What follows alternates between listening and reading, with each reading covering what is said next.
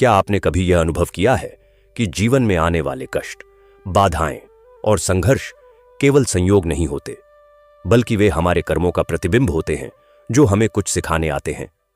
प्रिय दर्शक बंधु, आज का यह शनिवार कोई साधारण दिन नहीं है। यह वह पावन और न्यायकारी दिवस है जब कर्म फलदाता, न्याय के देव शनिदेव अपने भक्तों के जीवन का सूक्ष्म निरीक्षण करते हैं और उनके कर्मों के अनुसार फल प्रदान करते हैं।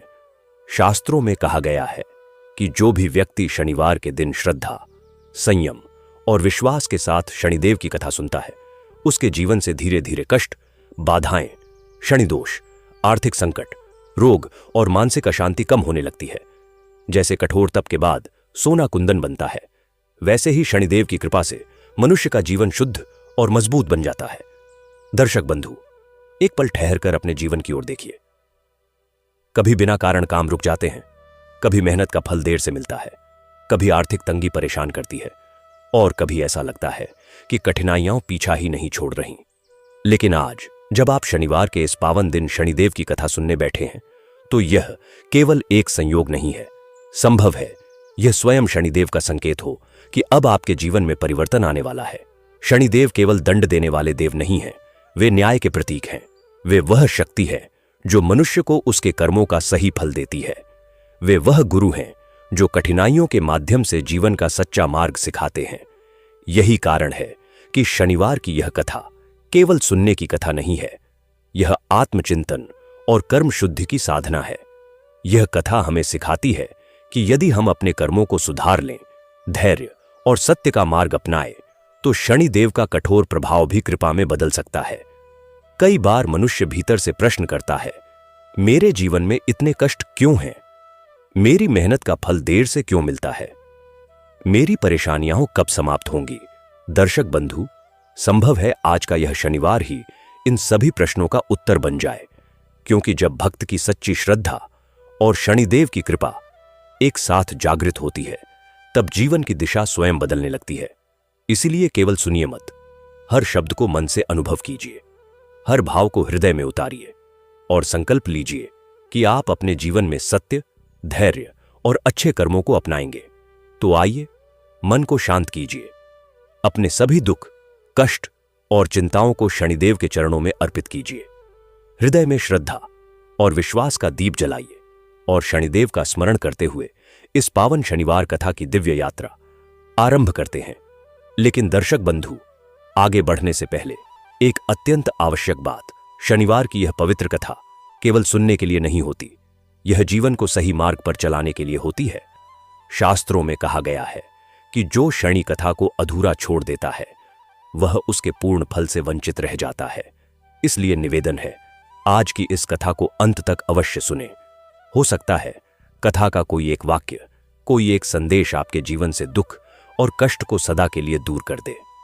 दर्शक बंधु, जो व्यक्ति श्रद्धा से शनिदेव की कथा सुनता है, उसके जीवन में न्याय, संतुलन और धैर्य का वास होता है, और जो इसे दूसरों तक पहुंचाता है, उस पर शनिदेव की कृपा सदा बनी रहती है।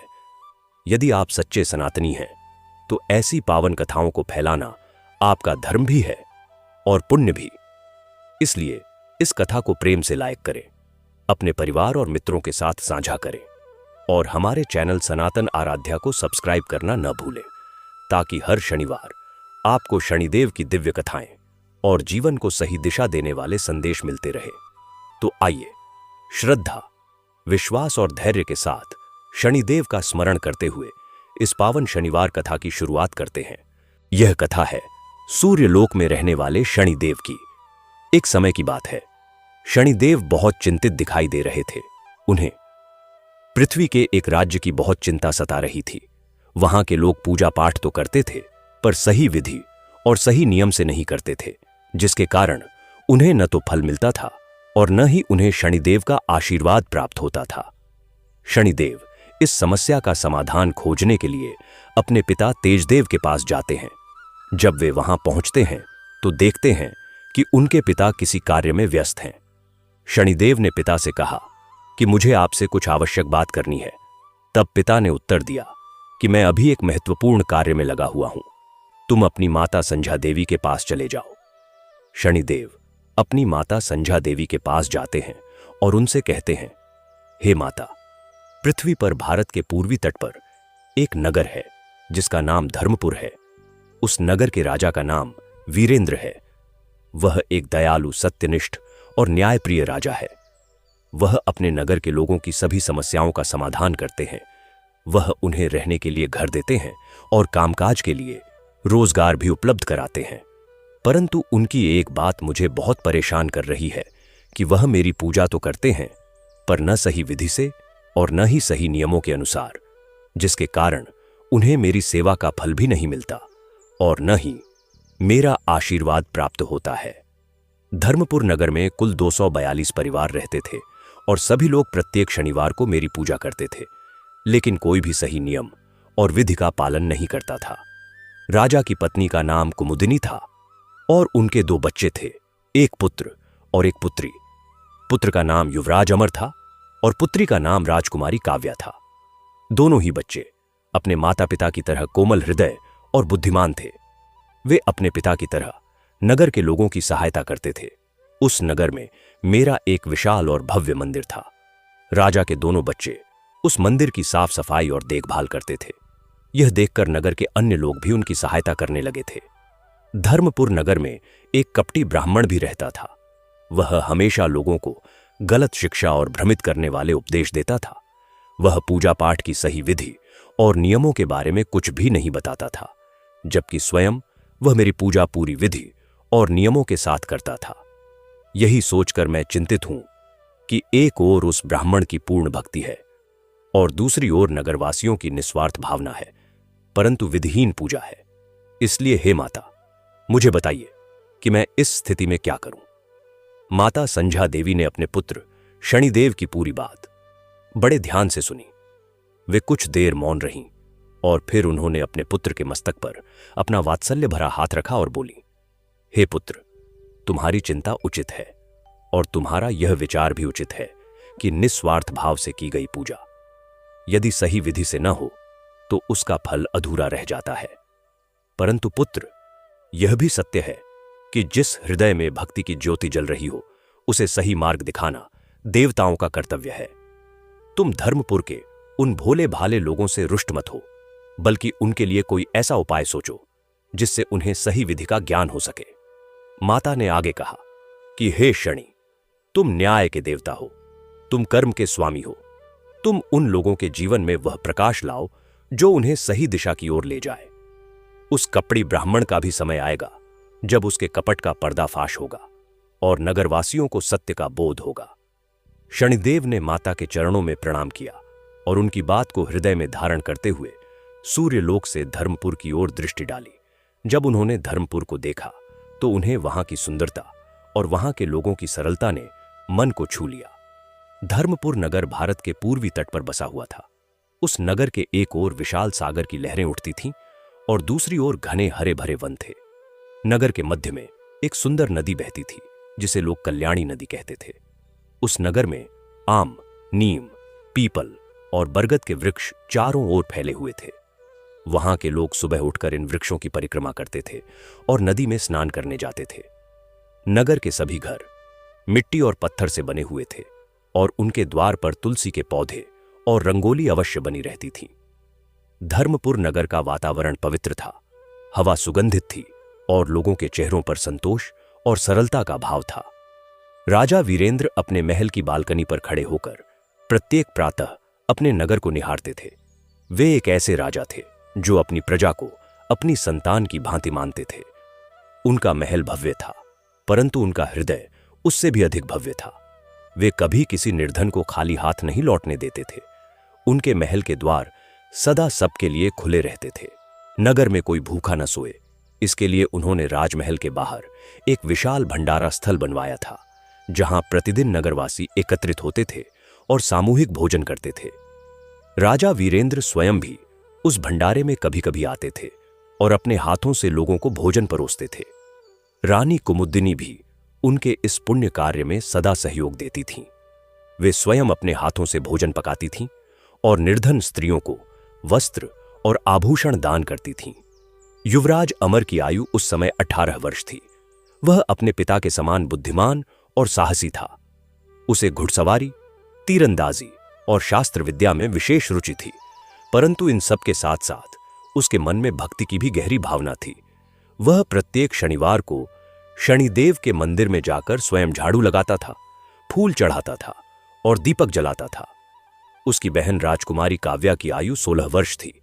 काव्या का मन अत्यंत कोमल था। वह पक्षियों को दाना डालती थी, गायों की सेवा करती थी और नगर की बुजुर्ग महिलाओं के पास बैठकर उनकी बातें सुनती थी। काव्या को कविता और गीत संगीत का बड़ा शौक था। वह शनिदेव के मंदिर में जाकर भजन गाती थी और उसकी मधुर आवाज में मंदिर का पूरा वातावरण गूंज उठता था। अब उस कपटी ब्राह्मण का नाम था दुर्गादास। दुर्गादास देखने में बहुत विद्वान और धार्मिक प्रतीत होता था। उसकी वाणी में मिठास थी। उसके वस्त्र सदा धुले हुए और स्वच्छ रहते थे। उसके माथे पर चंदन का तिलक और गले में रुद्राक्ष की माला रहती थी, परंतु उसके भीतर कपट का गहरा अंधकार था। वह जानता था कि शनिदेव की पूजा किस विधि से करनी चाहिए, कौन से नियम पालन करने चाहिए, कौन से मंत्र जपने चाहिए और कौन सी सामग्री चढ़ानी चाहिए, परंतु वह यह ज्ञान किसी को नहीं देता था, क्योंकि उसे भय था कि यदि लोगों को सही ज्ञान हो गया तो वे उसके पास क्यों आएंगे। लोगों की अज्ञानता ही उसकी आजीविका का आधार थी। जब भी कोई उससे पूछता कि शनिदेव की पूजा कैसे करे, तो वह कह देता था कि बस मन से प्रणाम कर लो, शनिदेव प्रसन्न हो जाते हैं। उन्हें विधि की आवश्यकता नहीं, बस श्रद्धा चाहिए। इस तरह वह लोगों को भ्रम में रखता था, परंतु स्वयं दुर्गादास प्रत्येक शनिवार को भोर से पहले उठ जाता था। वह नदी में स्नान करता था, स्वच्छ काले वस्त्र धारण करता था, काले तिल, काले उड़द, सरसों का तेल, नीले पुष्प, लोहे की कील और लोहे का दीपक लेकर शनि मंदिर जाता था। वह शनि देव की मूर्ति को पंचामृत से स्नान कराता था, काले तिल और तेल का अभिषेक करता था, पंचोपचार विधि से पूजा करता था, शनि चालीसा और शनि स्तोत्र का पाठ करता था और अंत में शनि देव के सम्मुख हाथ जोड़कर घंटों बैठकर ध्यान करता था। इस विधि से उसे शनिदेव का भरपूर आशीर्वाद प्राप्त था। उसका व्यापार चलता था। उसके घर में किसी चीज की कमी नहीं थी। उसके शत्रु उसका कुछ नहीं बिगाड़ पाते थे, परंतु यह सब जानते हुए भी वह नगरवासियों को सही विधि से वंचित रखता था। धर्मपुर नगर में एक और विशेष पात्र था, जिसका नाम था रामलाल तेली। रामलाल एक साधारण तेली था जो घर घर जाकर तेल बेचता था।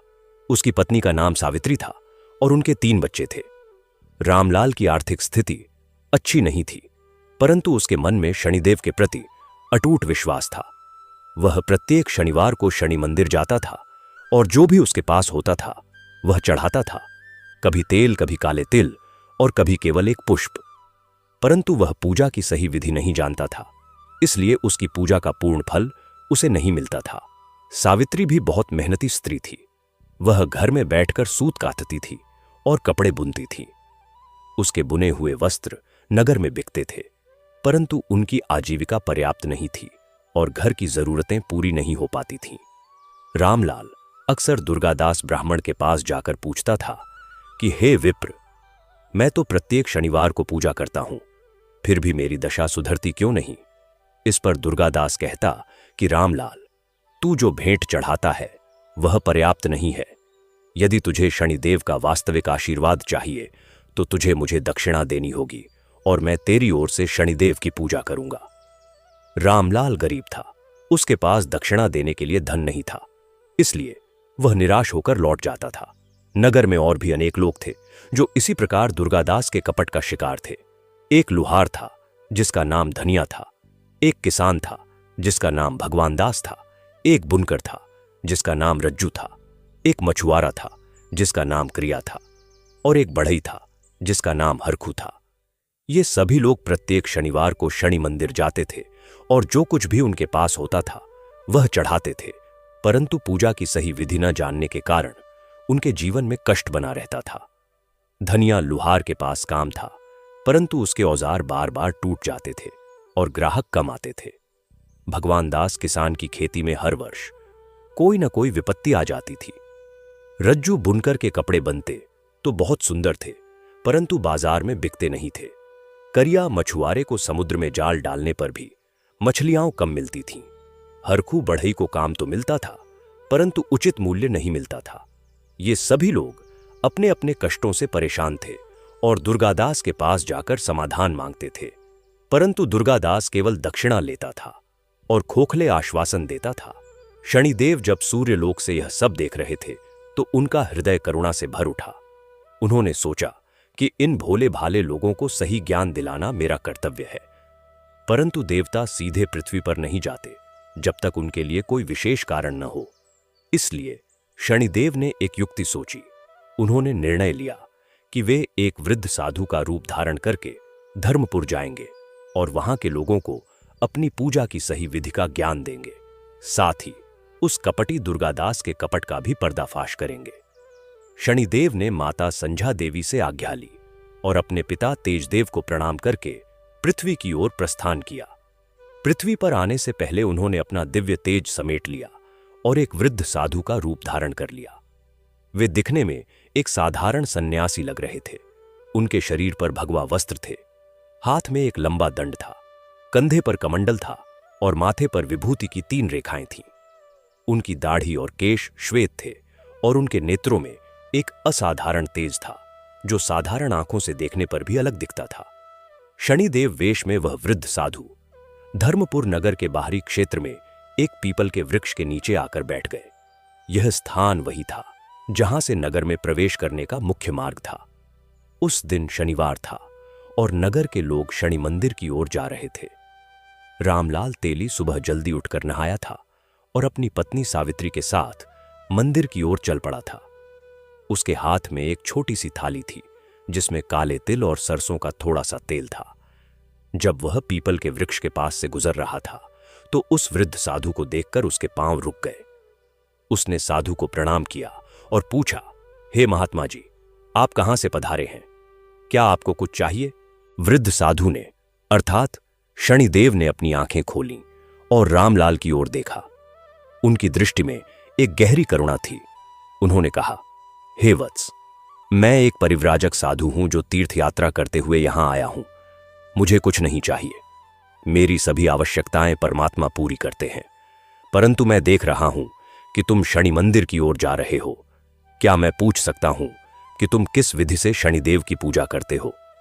रामलाल ने थोड़ा झेंपते हुए कहा, महात्मा जी, मैं तो बस जो मेरे पास होता है वह चढ़ा देता हूं, काले तिल और तेल। कोई विशेष विधि नहीं जानता हूं। हमारे नगर में दुर्गादास पंडित जी हैं। वे कहते हैं कि शनिदेव को बस मन से प्रणाम करना काफी है। वृद्ध साधु की भौहें थोड़ी सी उठीं और उनके चेहरे पर एक सूक्ष्म मुस्कान आई। उन्होंने कहा, हे पुत्र, यह बात पूर्णतः सत्य नहीं है। शनिदेव न्याय के देवता हैं, कर्म के स्वामी हैं। वे प्रसन्न अवश्य होते हैं भक्ति से, परंतु विधिपूर्वक पूजा का फल विधिहीन पूजा से सदा अधिक होता है। जैसे एक खेत को जोते बिना, बीज बोए बिना, सींचे बिना यदि तुम उससे फसल की आशा रखो तो क्या वह उचित होगा? रामलाल ने ध्यान से साधु की बात सुनी और बोला, महात्मा जी, तो क्या आप हमें सही विधि बता सकते हैं? साधु ने कहा, हां पुत्र, परंतु आज नहीं। आज तुम जाओ और अपने नगर के सभी लोगों को बताओ कि कल रविवार को संध्या समय इस पीपल के वृक्ष के नीचे एकत्रित हों। मैं तुम सभी को शनिदेव की संपूर्ण पूजा विधि का ज्ञान दूंगा। रामलाल बहुत प्रसन्न हुआ। उसने साधु को प्रणाम किया और मंदिर की ओर चला गया। मंदिर में उसने सभी नगरवासियों को यह बात बताई। जब युवराज अमर और राजकुमारी काव्या ने यह सुना तो वे भी बहुत उत्सुक हुए। अमर ने सोचा कि यदि कोई ज्ञानी साधु नगर में आए हैं तो उन्हें राजमहल में आमंत्रित करना चाहिए। वह तुरंत उस पीपल के वृक्ष की ओर गया जहां साधु बैठे थे। उसने साधु को प्रणाम किया और कहा, हे महात्मा जी, हमारे राजपिता का अनुरोध है कि आप राजमहल में पधारें और हमारे अतिथि बने। साधु ने अमर की ओर देखा। उन्होंने देखा कि इस युवराज के नेत्रों में विनम्रता और सच्ची जिज्ञासा है। उन्होंने मुस्कुराते हुए कहा, हे युवराज, मैं एक परिव्राजक हूं। मेरा घर यह वृक्ष है और यह आकाश मेरी छत है। मुझे राजमहल की आवश्यकता नहीं, परंतु तुम्हारी भावना सुंदर है। कल संध्या को मैं तुम सबको शनिदेव की पूजा का ज्ञान दूंगा। तुम भी आ जाना। अमर ने प्रणाम किया और लौट गया। उसने राजा वीरेंद्र को सारी बात बताई। राजा ने सुनकर कहा कि यह बहुत शुभ समाचार है। ऐसे ज्ञानी साधु का हमारे नगर में आना हमारे लिए सौभाग्य की बात है। कल हम सभी उनके पास जाएंगे। उधर दुर्गादास ब्राह्मण को जब यह समाचार मिला कि एक वृद्ध साधु नगर में आए हैं और कल वे सभी को शनि पूजा की विधि बताएंगे, तो उसके मन में भय और क्रोध दोनों उठे। उसने सोचा कि यदि लोगों को सही विधि का ज्ञान हो गया तो वे मेरे पास क्यों आएंगे, मेरी दक्षिणा बंद हो जाएगी। उसने तुरंत एक षड्यंत्र सोचा। उसने सोचा कि वह रात को ही उस साधु के पास जाएगा और उन्हें नगर छोड़ने के लिए कहेगा। यदि वे नहीं माने तो वह राजा के कानों में उनके विरुद्ध कोई कुप्रचार कर देगा। रात हुई। दुर्गादास दबे पांव उस पीपल के वृक्ष के पास पहुंचा। उसने देखा कि साधु आंखें बंद करके ध्यान में बैठे हैं। उनके आसपास एक अजीब सी आभा थी जो अंधेरे में भी हल्की हल्की दिखाई दे रही थी।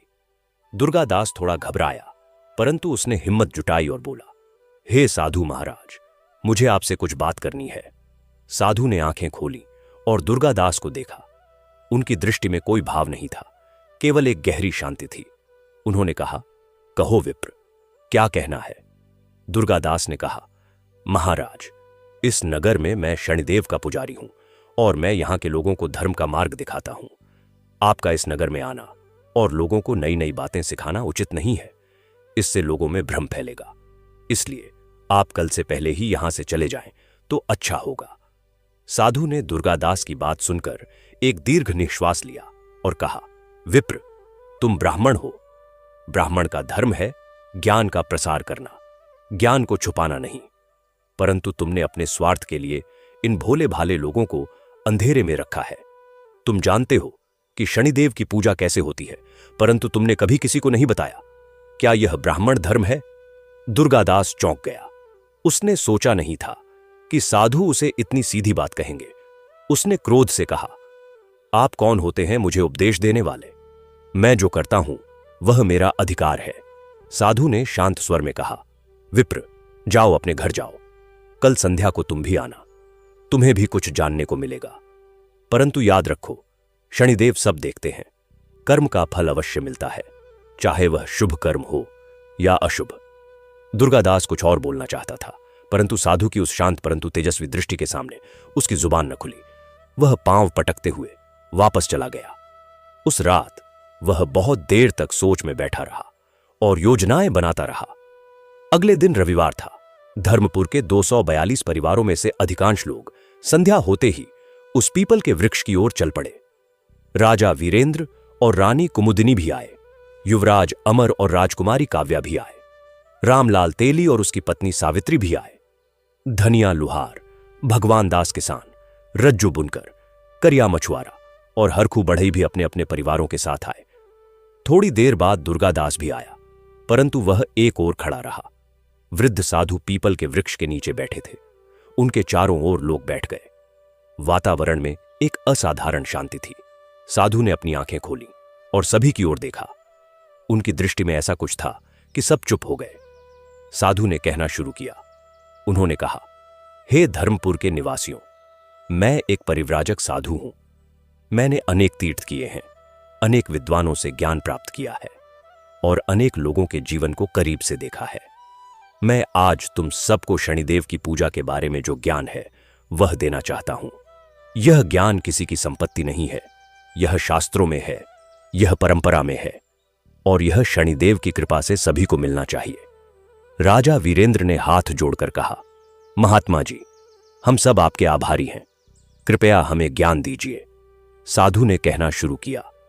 उन्होंने कहा, सबसे पहले यह जानो कि शनिदेव कौन है। शनिदेव सूर्यपुत्र हैं। उनकी माता का नाम संध्या देवी है। वे नवग्रहों में 9वें ग्रह हैं। वे न्याय और कर्म के देवता हैं। जो जैसा कर्म करता है उसे वैसा ही फल देना शनिदेव का स्वभाव है। वे किसी के शत्रु नहीं हैं, वे तो केवल कर्म का लेखा जोखा करते हैं। यदि तुम्हारे कर्म शुभ हैं तो शनिदेव तुम्हें उसका फल देंगे और यदि अशुभ हैं तो वे तुम्हें सुधरने का अवसर देंगे। इसीलिए शनिदेव से भयभीत नहीं होना चाहिए, बल्कि उनसे प्रेम करना चाहिए। लोग मंत्रमुग्ध होकर सुन रहे थे। साधु ने आगे कहा, शनिदेव की पूजा के लिए शनिवार का दिन सर्वोत्तम है। उस दिन सूर्योदय से पहले उठना चाहिए। पानी में काले तिल डालकर स्नान करना चाहिए। स्नान के बाद स्वच्छ वस्त्र धारण करने चाहिए। काले या नीले वस्त्र शनिदेव को प्रिय है। मंदिर जाते समय मन को शांत रखना चाहिए। रास्ते में किसी से झगड़ा नहीं करना चाहिए। किसी का बुरा नहीं सोचना चाहिए। मंदिर में जाकर पहले शनिदेव की मूर्ति को पंचामृत से स्नान कराना चाहिए। पंचामृत में दूध, दही, घी, शहद और गंगा जल होते हैं। स्नान के बाद काले तिल और सरसों के तेल का अभिषेक करना चाहिए। यह अत्यंत महत्वपूर्ण है और तो क्योंकि तिल और तेल शनिदेव को अत्यंत प्रिय हैं। इसके बाद नीले अथवा काले पुष्प चढ़ाने चाहिए। नीलकमल, नीली अपराजिता और काले गुलाब शनिदेव को विशेष रूप से प्रिय है। इसके बाद धूप और दीपक जलाना चाहिए। दीपक लोहे का होना चाहिए और उसमें सरसों का तेल डालना चाहिए। इसके बाद नैवेद्य अर्पित करना चाहिए। शनिदेव को उड़द की दाल, खिचड़ी और काले तिल के लड्डू प्रिय हैं। पूजा के दौरान शनि चालीसा का पाठ करना चाहिए और शनिदेव के इस मंत्र का जाप करना चाहिए। एयुएम शम शनैश्चराय नमः। यह मंत्र जितनी बार जप सको उतना शुभ है। पूजा के अंत में आरती करनी चाहिए और क्षमा प्रार्थना करनी चाहिए। लोग ध्यान से सुन रहे थे। रामलाल तेली ने हाथ जोड़कर पूछा, महात्मा जी, क्या कोई विशेष नियम भी है जो शनिवार को पालन करने चाहिए? साधु ने मुस्कुराते हुए कहा, हां पुत्र, शनिवार के दिन कुछ विशेष नियम है। उस दिन मांस और मदिरा का सेवन नहीं करना चाहिए। उस दिन बाल और नाखून नहीं काटने चाहिए। उस दिन तेल से मालिश करने से बचना चाहिए। यदि पूजा की है तो उस दिन किसी निर्धन को भोजन अवश्य देना चाहिए। काले कुत्ते, काले कौए और काली गाय शनिदेव के प्रिय हैं, इसलिए शनिवार को इन्हें भोजन देना अत्यंत शुभ है। उस दिन लोहे की वस्तुएं दान करना शुभ है। काले उड़द, काले तिल और सरसों का तेल दान करना भी अत्यंत फलदायक है। राजा वीरेंद्र ने पूछा, महात्मा जी, शनिदेव की साढ़े साती और ढैया के बारे में भी बताइए। लोग इससे बहुत डरते हैं। साधु ने कहा, राजन, साढ़े साती और ढैया शनि की वे अवधियाएं हैं जब वे किसी जातक के जीवन में विशेष रूप से सक्रिय होते हैं। साढ़े साती 7.5 वर्षों की होती है और ढैया 2.5 वर्षों की होती है। इस दौरान जीवन में चुनौतियां आती हैं, परंतु ये चुनौतियां दंड नहीं है, ये परीक्षाएं हैं। शनिदेव इस दौरान व्यक्ति को परिष्कृत करते हैं, उसकी कमजोरियों को दूर करते हैं, उसे धैर्य और सहनशीलता सिखाते हैं।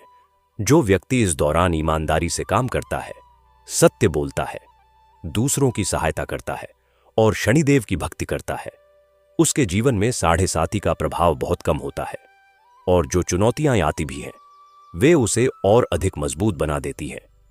काव्या ने जिज्ञासा से पूछा, महात्मा जी, क्या स्त्रियां भी शनिदेव की पूजा कर सकती हैं? साधु ने काव्या की ओर स्नेहपूर्ण दृष्टि से देखा और बोले, हां पुत्री, अवश्य कर सकती हैं। शनिदेव के यहां स्त्री पुरुष का भेद नहीं है। वे कर्म के देवता हैं और कर्म सभी करते हैं। स्त्रियां भी उतनी ही अधिकारी हैं। शनिदेव की कृपा पाने की जितने पुरुष, बल्कि कहूं तो जिस घर की स्त्री सच्चे मन से शनिदेव की पूजा करती है, उस पूरे घर पर शनिदेव की कृपा बरसती है। इस बात को सुनकर सावित्री और नगर की अन्य स्त्रियों के चेहरे पर प्रसन्नता आई। वे अब तक यह सोचती थीं कि शनि पूजा केवल पुरुषों के लिए है। तब दुर्गादास, जो एक ओर खड़ा था, बोल पड़ा, हे साधु महाराज, आप जो बातें बता रहे हैं ये सब तो बहुत कठिन है। साधारण लोग इन सब नियमों का पालन नहीं कर सकते और फिर इन सब सामग्रियों की व्यवस्था करना भी हर किसी के बस की बात नहीं है। साधु ने दुर्गादास की ओर देखा और शांत स्वर में कहा, विप्र, तुम ठीक कह रहे हो कि ये सब व्यवस्थाएं हर किसी के लिए संभव नहीं हो, परंतु यह भी जानो कि शनिदेव भावना के देवता भी हैं। यदि कोई निर्धन व्यक्ति है और उसके पास पंचामृत की व्यवस्था नहीं है तो वह केवल जल से भी अभिषेक कर सकता है। यदि नीले पुष्प नहीं है तो जो भी पुष्प हों वे चढ़ा सकता है, परंतु मन की भावना शुद्ध होनी चाहिए और पूजा की विधि जितनी हो सके उतनी सही होनी चाहिए। यह नहीं कि जो भी मन में आए वह करो और कहो कि विधि की आवश्यकता नहीं। विधि और भावना दोनों मिलकर पूर्ण पूजा बनती है। दुर्गादास का मुख पड़ गया। लोगों ने उसकी ओर देखा और उन्हें समझ आया कि यही वह कारण था जिससे उनकी पूजा का फल नहीं मिलता था। दुर्गादास ने उन्हें जानबूझकर गुमराह किया था। राजा वीरेंद्र ने साधु से पूछा, महात्मा जी, क्या आप हमें शनिदेव की कथा भी सुनाएंगे? कहते हैं कि पूजा के समय कथा सुनना बहुत शुभ होता है। साधु के चेहरे पर एक दिव्य मुस्कान आई। उन्होंने कहा, राजन, तुम्हारी जिज्ञासा सुंदर है। हां, मैं तुम्हें शनिदेव की कथा सुनाऊंगा। यह कथा सुनने से शनिदेव प्रसन्न होते हैं और जीवन के कष्ट दूर होते हैं। और फिर साधु ने कथा सुनानी शुरू की। पीपल के वृक्ष के नीचे बैठे सभी नगरवासी, राजा रानी से लेकर सामान्य मजदूर तक, सभी की सांसें थमी हुई थीं और आंखें साधु के मुख पर टिकी हुई थीं। साधु ने कहा, युगों युगों पहले जब सृष्टि की रचना हुई, तब सूर्यदेव के पुत्र के रूप में शनिदेव का जन्म हुआ। परंतु शनिदेव का जन्म कोई साधारण घटना नहीं थी। उनके जन्म की भी एक कथा है। सूर्यदेव की पत्नी संध्या देवी एक अत्यंत तेजस्वी और पवित्र देवी थीं, परंतु सूर्यदेव का तेज इतना अधिक था कि संध्या देवी उसे सहन नहीं कर पाती थीं। एक बार संध्या देवी ने अपने समान छाया नामक एक दूसरी देवी को उत्पन्न किया और स्वयं तपस्या करने चली गईं। छाया देवी की कोख से शनिदेव का जन्म हुआ। शनिदेव के जन्म के समय एक विशेष घटना हुई। जब शनिदेव का जन्म हुआ तो उन्होंने अपनी माता छाया देवी की ओर देखा। कहते हैं कि जब शनिदेव ने पहली बार अपनी माता की ओर दृष्टि डाली तो उनकी दृष्टि के प्रभाव से ही माता छाया देवी की स्थिति में परिवर्तन आया। यही शनिदेव की दृष्टि की शक्ति है। वे जहां दृष्टि डालते हैं वहां परिवर्तन होता है, परंतु यह परिवर्तन विनाश के लिए नहीं, परिष्कार के लिए होता है। शनिदेव बाल्यावस्था से ही अत्यंत ध्यानी और विचारशील थे। जब अन्य देव बालक खेलकूद में लगे रहते थे, तब शनिदेव किसी एकांत स्थान पर बैठकर सृष्टि के नियमों पर विचार करते थे। उन्हें बचपन से ही यह ज्ञात था कि सृष्टि का संचालन कर्म के नियम पर होता है। जो जैसा कर्म करता है उसे वैसा ही फल मिलता है। यह नियम परम सत्य है। इस नियम को लागू करने का दायित्व धीरे धीरे शनिदेव को मिलता गया। एक बार देवराज इंद्र के दरबार में एक बड़ी सभा हुई। उस सभा में सभी देवता उपस्थित थे। उस सभा में यह विषय उठा कि नवग्रहों में से किसे कौन सा दायित्व दिया जाए। जब शनिदेव का क्रम आया तो ब्रह्मा जी ने कहा, शनिदेव, तुम सृष्टि के कर्म नियंत्रक होोगे। तुम्हारा दायित्व होगा कि प्रत्येक प्राणी को उसके कर्म का उचित फल मिले। तुम न्यायाधीश हो, दंड देने वाले नहीं। तुम्हारा हृदय करुणा से भरा रहे और तुम्हारी दृष्टि न्याय पर टिकी रहे। शनिदेव ने ब्रह्मा जी के सामने सिर झुकाया और कहा, हे पितामह, मैं इस दायित्व को स्वीकार करता हूं, परंतु एक बात पूछनी है। जब किसी जातक के जीवन में कठिनाई आए तो क्या मैं उसे राहत दे सकता हूं, यदि वह सच्चे मन से भक्ति करे? ब्रह्मा जी ने मुस्कुराते हुए कहा, शनि, यही तो देवत्व की परिभाषा है। जो देव अपने भक्तों की पुकार नहीं सुनता, वह देव कहलाने का अधिकारी नहीं। तुम अवश्य अपने भक्तों की सुनना। जो सच्चे मन से तुम्हारी भक्ति करे, सही विधि से पूजा करे और अपने कर्म को सुधारने का प्रयास करे, उस पर तुम अवश्य कृपा करना। यह सुनकर सभा में उपस्थित सभी देवता प्रसन्न हुए। शनिदेव ने वचन दिया कि वे सदा न्याय के साथ करुणा का भी पालन करेंगे। लोग कथा सुनते सुनते तन्मय हो गए थे। रात गहरी होती जा रही थी, परंतु किसी को जाने की इच्छा नहीं थी। साधु कह रहे थे और लोग सुन रहे थे। साधु ने आगे कहा, अब मैं तुम्हें एक और कथा सुनाता हूं जो शनिदेव की महिमा को और स्पष्ट करती है। एक बार राजा विक्रमादित्य के दरबार में शनिदेव स्वयं पधारे। यह एक परीक्षा थी। शनिदेव ने देखा कि विक्रमादित्य एक न्यायप्रिय और धर्मात्मा राजा है, परंतु राजा में एक अहंकार था कि वह सर्वश्रेष्ठ है और कोई भी उसका कुछ नहीं बिगाड़ सकता। शनिदेव ने विक्रमादित्य के जीवन में साढ़े साती के रूप में प्रवेश किया। उस साढ़े साती के दौरान राजा विक्रमादित्य का सब कुछ चला गया। उनका राज्य गया, उनका धन गया, उनके मित्र चले गए। वे एक साधारण तेली के यहां काम करने लगे। परंतु इन सब विपत्तियों में भी राजा विक्रमादित्य ने अपना धर्म नहीं छोड़ा, अपनी ईमानदारी नहीं छोड़ी और शनिदेव की भक्ति नहीं छोड़ी। वे तेल पैरते पैरते भी शनिदेव का नाम जपते रहते थे। जब साढ़े साती का समय पूर्ण हुआ तो शनिदेव ने स्वयं विक्रमादित्य के सामने प्रकट होकर कहा, राजन, तुमने मेरी परीक्षा पास कर ली। तुम सच में न्यायप्रिय और भक्त हो। अब से तुम्हारे जीवन में सब कुछ पुनः आएगा और इससे भी अधिक आएगा। इस कथा को सुनकर नगरवासियों को समझ आया कि शनि की साढ़े साती भले ही कठिन हो, परंतु वह व्यक्ति को तोड़ने के लिए नहीं बल्कि सोने की तरह तपाने के लिए होती है। साधु ने कहा, और अब सुनो एक और कथा। यह कथा एक गरीब महिला की है जिसका नाम था सुलोचना।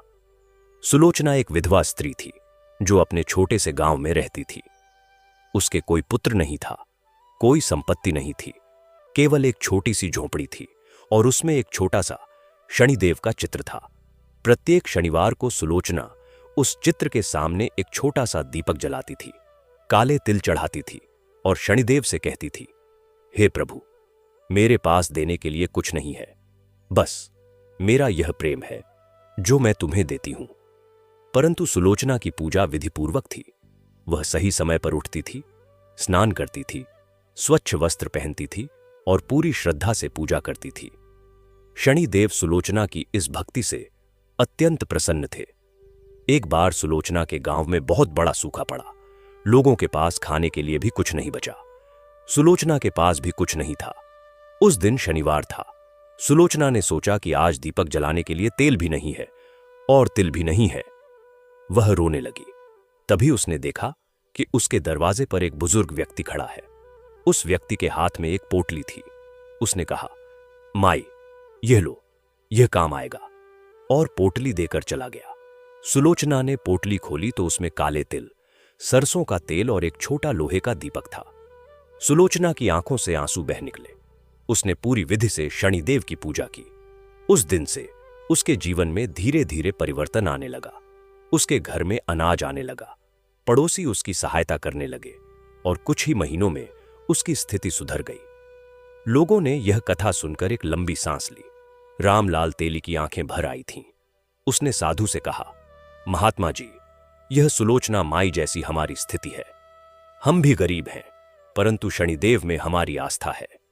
साधु ने रामलाल की ओर देखा और कहा, पुत्र, तुम्हारी आस्था सच्ची है, यह मैं देख सकता हूं, परंतु अब से तुम सही विधि से पूजा करना। काले तिल और तेल के साथ साथ अपने मन को भी शुद्ध रखना। किसी का बुरा मत सोचो, किसी को कष्ट मत दो, और जो कमाओ उसमें से थोड़ा थोड़ा जरूरतमंदों को देते रहो। शनिदेव की कृपा तुम पर अवश्य होगी। रात बहुत गहरी हो गई थी। कुछ छोटे बच्चे माताओं की गोद में सो चुके थे, परंतु बड़े लोग अभी भी जाग रहे थे और सुन रहे थे। राजा वीरेंद्र ने साधु से कहा, महात्मा जी, अब रात हो गई है, आप विश्राम कीजिए और कल के लिए भी यहीं रुकिए। हमें और भी बहुत कुछ सुनना है। साधु ने कहा, राजन, ठीक है, कल मैं तुम्हें शनिदेव के पूजन का विस्तृत क्रम बताऊंगा और साथ में और भी कथाएं सुनाऊंगा जो तुम्हारे जीवन में काम आएंगी। लोग धीरे धीरे अपने घरों की ओर चले गए। जाते जाते उनके मन में एक नई रोशनी थी। रामलाल और सावित्री घर जाते हुए बातें करते जा रहे थे। रामलाल ने कहा, देखो सावित्री, आज तक हम कितनी गलती करते रहे। विधि से पूजा नहीं करते थे और फिर शिकायत करते थे कि फल क्यों नहीं मिला। अब से हम सही तरीके से पूजा करेंगे।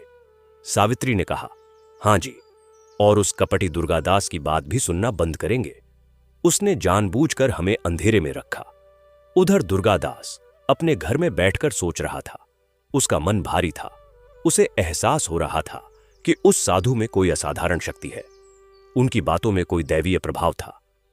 दुर्गादास ने मन में सोचा कि क्या मुझसे कहीं गलती हुई, परंतु फिर उसने अपने मन से इस विचार को झटक दिया और सोचा कि नहीं, मुझे उस साधु को नगर से निकालना ही होगा। कल मैं राजा के पास जाऊंगा और उनके कान भरूंगा। अगले दिन सोमवार था। दुर्गादास सुबह ही राजा वीरेंद्र के पास गया। उसने राजा से कहा, महाराज, वह जो साधु आया है वह एक पाखंडी है। वह असली साधु नहीं है। मुझे जानकारी मिली है कि वह कई नगरों में जाकर लोगों को भ्रमित कर चुका है और उनसे धन ठग चुका है। महाराज, आपको सावधान रहना चाहिए। राजा वीरेंद्र ने दुर्गादास की बात सुनी। वे एक न्यायप्रिय राजा थे, इसलिए बिना जांच के किसी पर विश्वास नहीं करते थे। उन्होंने कहा, दुर्गादास जी, यह गंभीर आरोप है, क्या आपके पास कोई प्रमाण है? दुर्गादास ने कहा, महाराज, प्रमाण तो अभी नहीं है, परंतु मेरे मन में शंका है। ऐसे अनजान साधु से नगर के लोगों को दूर रखना ही उचित होगा। राजा ने कहा, दुर्गादास जी, बिना प्रमाण के किसी पर आरोप लगाना उचित नहीं। उस साधु ने अब तक जो भी कहा है वह सब शास्त्र सम्मत है। और हमारे नगर के लिए लाभकारी है। यदि आपके पास कोई ठोस प्रमाण हो तो लेकर आइए, अन्यथा मैं उनके साथ अभद्रता करने की अनुमति नहीं दे सकता। दुर्गादास मुंह लटकाकर वहां से चला गया। उसने सोचा कि अब दूसरा उपाय करना होगा। उसी दिन संध्या को फिर से नगरवासी पीपल के वृक्ष के पास एकत्रित हुए। साधु वहां पहले से बैठे थे। इस बार और भी अधिक लोग आए थे, क्योंकि कल की कथा का समाचार पूरे नगर में फैल गया था। साधु ने कहा, आज मैं तुम्हें शनिदेव के व्रत के बारे में बताऊंगा। शनि व्रत शनिवार को किया जाता है। जो लोग नियमित शनि व्रत करते हैं उनके जीवन में शनिदेव की विशेष कृपा बनी रहती है। व्रत का प्रारंभ शुक्ल पक्ष के पहले शनिवार से करना चाहिए। व्रत के दिन सूर्योदय से पहले उठें, शौचादि से निवृत्त होकर काले तिल मिश्रित जल से स्नान करें। व्रत के दिन एकाहार अर्थात केवल एक बार भोजन करना चाहिए। भोजन सात्विक हो, उसमें उड़द की दाल, चावल और सब्जी हो। तेल और काले तिल से बनी चीजें इस दिन खाना शुभ है। व्रत के दिन पूजा में विशेष ध्यान देना चाहिए। शनिदेव की मूर्ति या चित्र के सामने काले तिल, सरसों का तेल, नीले पुष्प, काला उड़द, काले वस्त्र का एक छोटा टुकड़ा और लोहे की कोई वस्तु रखनी चाहिए। इसके बाद षोडशोपचार विधि से अर्थात 16 उपचारों से पूजा करनी चाहिए। साधु ने विस्तार से बताया कि षोडशोपचार पूजा क्या होती है। उन्होंने कहा, पहला उपचार है आह्वान अर्थात शनिदेव को बुलाना। हे शनिदेव, पधारिए, मेरी पूजा स्वीकार कीजिए। दूसरा उपचार है आसन अर्थात शनिदेव को बैठने का स्थान देना। तीसरा उपचार है पाद्य अर्थात चरण धुलाना। चौथा उपचार है अर्घ्य अर्थात जल भेंट करना। पांचवां उपचार है आचमन अर्थात शनिदेव को जल पीने के लिए देना। छठा उपचार है स्नान। सातवां उपचार है वस्त्र अर्थात काले वस्त्र का टुकड़ा चढ़ाना। आठवां उपचार है यज्ञोपवीत। नौवां उपचार है गंध अर्थात चंदन लगाना। 10वां उपचार है पुष्प। 11वां उपचार है धूप। 12वां उपचार है दीपक। 13वां उपचार है नैवेद्य। 14वां उपचार है तांबूल अर्थात पान। 15वां उपचार है नमस्कार। 16वां उपचार है विसर्जन। लोग बड़े ध्यान से सुन रहे थे। कुछ लोगों ने लकड़ी पर यह सब लिख भी लिया था। साधु ने आगे कहा, व्रत के दिन शनि चालीसा का पाठ करना अनिवार्य है। इसके अलावा शनि स्तोत्र का भी पाठ करना चाहिए। शनिदेव के इन नामों का जाप करना भी लाभकारी है। कोणस्थ, पिंगल, बभ्रू, कृष्ण, रौद्र, अंतक, यम, सौर्य, शनैश्चर, मंद, पिप्पलादि, सूर्यपुत्र, ये शनिदेव के 12 नाम हैं। जो इनका नित्य जाप करता है उसे शनिदेव की अनुकूलता प्राप्त होती है। व्रत की कथा सुनना भी अत्यंत महत्वपूर्ण है। शनिदेव की कथा सुने बिना व्रत अपूर्ण माना जाता है। इसलिए व्रत के दिन या तो स्वयं कथा पढ़ें या किसी से सुने। व्रत के अंत में शनिदेव को भोग चढ़ाएं और फिर उस भोग को गरीबों में बांट दें। जो भोजन शनिदेव को चढ़ाया जाए उसे स्वयं खाने से पहले दूसरों को देना शनिदेव को प्रिय है। व्रत के दिन कोई भी काला कुत्ता यदि दरवाजे पर आए तो उसे भोजन अवश्य देना चाहिए। यह शनिदेव की विशेष कृपा का सूचक है। धनिया लुहार ने पूछा, महात्मा जी, व्रत कितने शनिवार तक करना चाहिए? साधु ने कहा, धनिया, व्रत की कोई निश्चित संख्या नहीं है। जब तक मन हो तब तक करो, परंतु यदि किसी विशेष कामना के लिए व्रत कर रहे हो तो 11 शनिवार का व्रत अत्यंत फलदायी है। यदि जीवन में बड़ी समस्या हो तो 7.5 शनिवार का व्रत करो, और यदि शनिदेव को अपना इष्ट देव मानते हो तो जीवन पर्यंत शनिवार का व्रत करो। भगवान दास किसान ने पूछा, महात्मा जी, खेती में नुकसान हो रहा है, क्या इसके लिए भी शनि उपाय है? साधु ने कहा, हां भगवान दास, खेत में काम शुरू करने से पहले शनिवार को शनिदेव की पूजा करो और उनसे प्रार्थना करो कि हे प्रभु, इस धरती की रक्षा करो। इसके अलावा खेत के एक कोने में लोहे की एक कील गाड़ो और शनि मंत्र का जाप करो। तेल और काले तिल खेत की सीमा पर छिड़को। यह शनिदेव की कृपा के लिए उचित उपाय है, परंतु साथ में मेहनत भी करो। समय पर पानी दो, खाद डालो, फसल की देखभाल करो। शनिदेव उनकी सहायता करते हैं जो स्वयं भी प्रयास करते हैं। करिया मछुआरे ने पूछा, महात्मा जी, मुझे समुद्र में मछलियां नहीं मिलती, क्या करूं? साधु ने कहा, करिया, शनिवार की सुबह जब तुम जाल लेकर समुद्र की ओर जाओ तो पहले समुद्र के किनारे पर खड़े होकर शनिदेव को प्रणाम करो। काले तिल समुद्र में डालो और प्रार्थना करो। इसके अलावा हर शनिवार को काले कुत्ते को मछली खिलाओ। शनिदेव प्रसन्न होंगे और तुम्हारे जाल में मछलियां आएंगी। परंतु एक बात और, कभी भी जरूरत से अधिक मछलियां मत पकड़ो। समुद्र का भी सम्मान करो। हरखू बढ़ई ने पूछा, महात्मा जी, मेरे काम का उचित मूल्य नहीं मिलता, क्या उपाय है? साधु ने कहा, हरखू, शनिवार को अपने औजारों की पूजा करो, उन पर सरसों का तेल लगाओ और शनिदेव को प्रणाम करो। इसके अलावा जब भी किसी गरीब के लिए काम करो तो उससे कम मजदूरी लो। यह पुण्य कर्म शनिदेव को अत्यंत प्रिय है। जो दूसरों के साथ न्याय करता है उसके साथ शनिदेव भी न्याय करते हैं। रज्जू बुनकर ने पूछा, महात्मा जी, मेरे बनाए कपड़े बिकते नहीं, क्या उपाय है? साधु ने कहा, रज्जू, अपने करघे की शनिवार को पूजा करो, सरसों का तेल लगाओ। शनिवार को जो पहला कपड़ा बनाओ उसे किसी जरूरतमंद को दान में दे दो। शनिदेव दानी लोगों से प्रसन्न रहते हैं और उनके व्यापार में वृद्धि करते हैं। अब साधु ने कहा कि लोगों, मैं तुम्हें शनिदेव की एक और महत्वपूर्ण कथा सुनाता हूं। यह कथा है राजा हरिश्चंद्र की। हरिश्चंद्र सत्य के लिए प्रसिद्ध थे। एक बार उनके जीवन में भी शनि की साढ़े साती आई। उन्होंने अपना सब कुछ खो दिया, पत्नी को और पुत्र को भी खो दिया, परंतु उन्होंने एक पल के लिए भी असत्य का सहारा नहीं लिया। वे श्मशान में काम करने लगे, परंतु अंत में उनकी सत्यनिष्ठा देखकर शनिदेव ने उन्हें सब कुछ लौटा दिया और उनकी कीर्ति सदा के लिए अमर हो गई। इस कथा की यह शिक्षा है कि जीवन में चाहे कितनी भी विपत्ति आए, सत्य का मार्ग कभी मत छोड़ो। शनिदेव सत्य के उपासक हैं और जो सत्य पर चलता है वह अंततः शनिदेव की कृपा का पात्र बन जाता है। इस बीच दुर्गादास, जो एक ओर खड़ा था, उसके मन में कुछ हो रहा था। साधु की बातें सुनते सुनते उसके भीतर का कपट धीरे धीरे पिघल रहा था। वह जानता था कि ये सारी बातें सत्य हैं। उसे यह भी एहसास हो रहा था कि उसने अब तक जो किया वह गलत था, परंतु उसका अहंकार उसे स्वीकार नहीं करने दे रहा था। साधु ने जैसे दुर्गादास के मन की बात जान ली, उन्होंने उसकी ओर देखा और कहा, विप्र दुर्गादास, क्या मैं तुमसे कुछ पूछ सकता हूं? दुर्गादास ने चौंक कर कहा, जी महाराज। साधु ने कहा, तुम जानते हो कि शनिदेव की पूजा कैसे होती है। तुम स्वयं पूरी विधि से पूजा करते हो। तुम्हें इन लोगों ने कभी कोई कष्ट नहीं दिया, फिर भी तुमने इन्हें गलत रास्ता दिखाया, क्यों? सभी की आंखें दुर्गादास पर टिक गईं।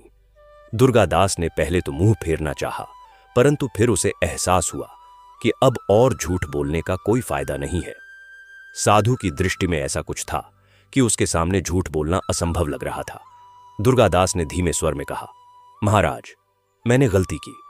मुझे डर था कि यदि सभी लोग सही विधि से पूजा करने लगे तो मेरी आवश्यकता समाप्त हो जाएगी। मेरा स्वार्थ था। साधु ने कहा, विप्र, अच्छा किया जो स्वीकार किया। यह स्वीकारोक्ति तुम्हारे पाप का बोझ हल्का कर देगी, परंतु अब तुम्हें प्रायश्चित करना होगा। आज से तुम इन सभी लोगों को पूजा की सही विधि सिखाओगे। जो भी तुम जानते हो वह सब बताओगे और शनिदेव से क्षमा मांगोगे। दुर्गादास ने हाथ जोड़े और कहा, महाराज, मैं ऐसा ही करूंगा, परंतु क्या शनिदेव मुझे क्षमा करेंगे? साधु ने मुस्कुराते हुए कहा, विप्र, शनिदेव न्यायी हैं और करुणामय भी।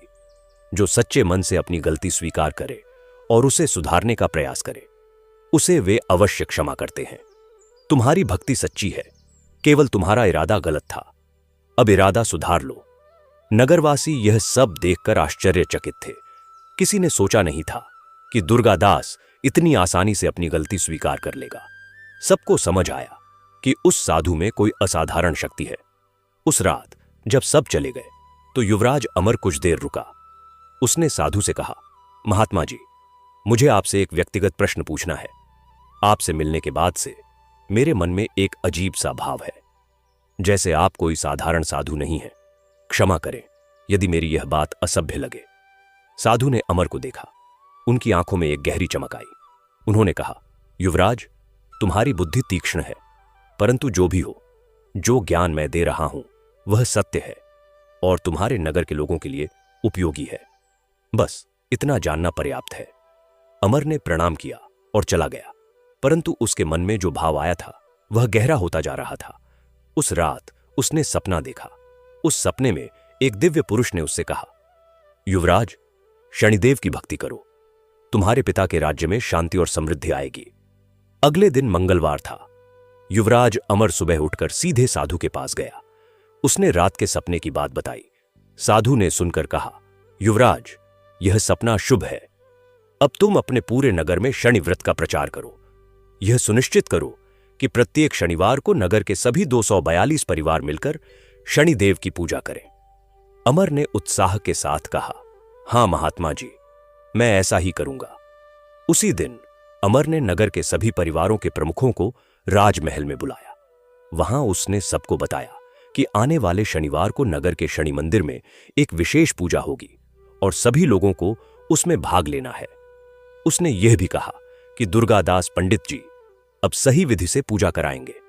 दुर्गादास, जो वहां बैठा था, उसने हां में सिर हिलाया। उसके मन में अब भी कुछ संकोच था, परंतु साधु की बातों ने उसे बदल दिया था। उसने तय किया था कि वह अब सही रास्ते पर चलेगा। इस तरह सप्ताह भर में पूरे नगर में एक नई चेतना आ गई।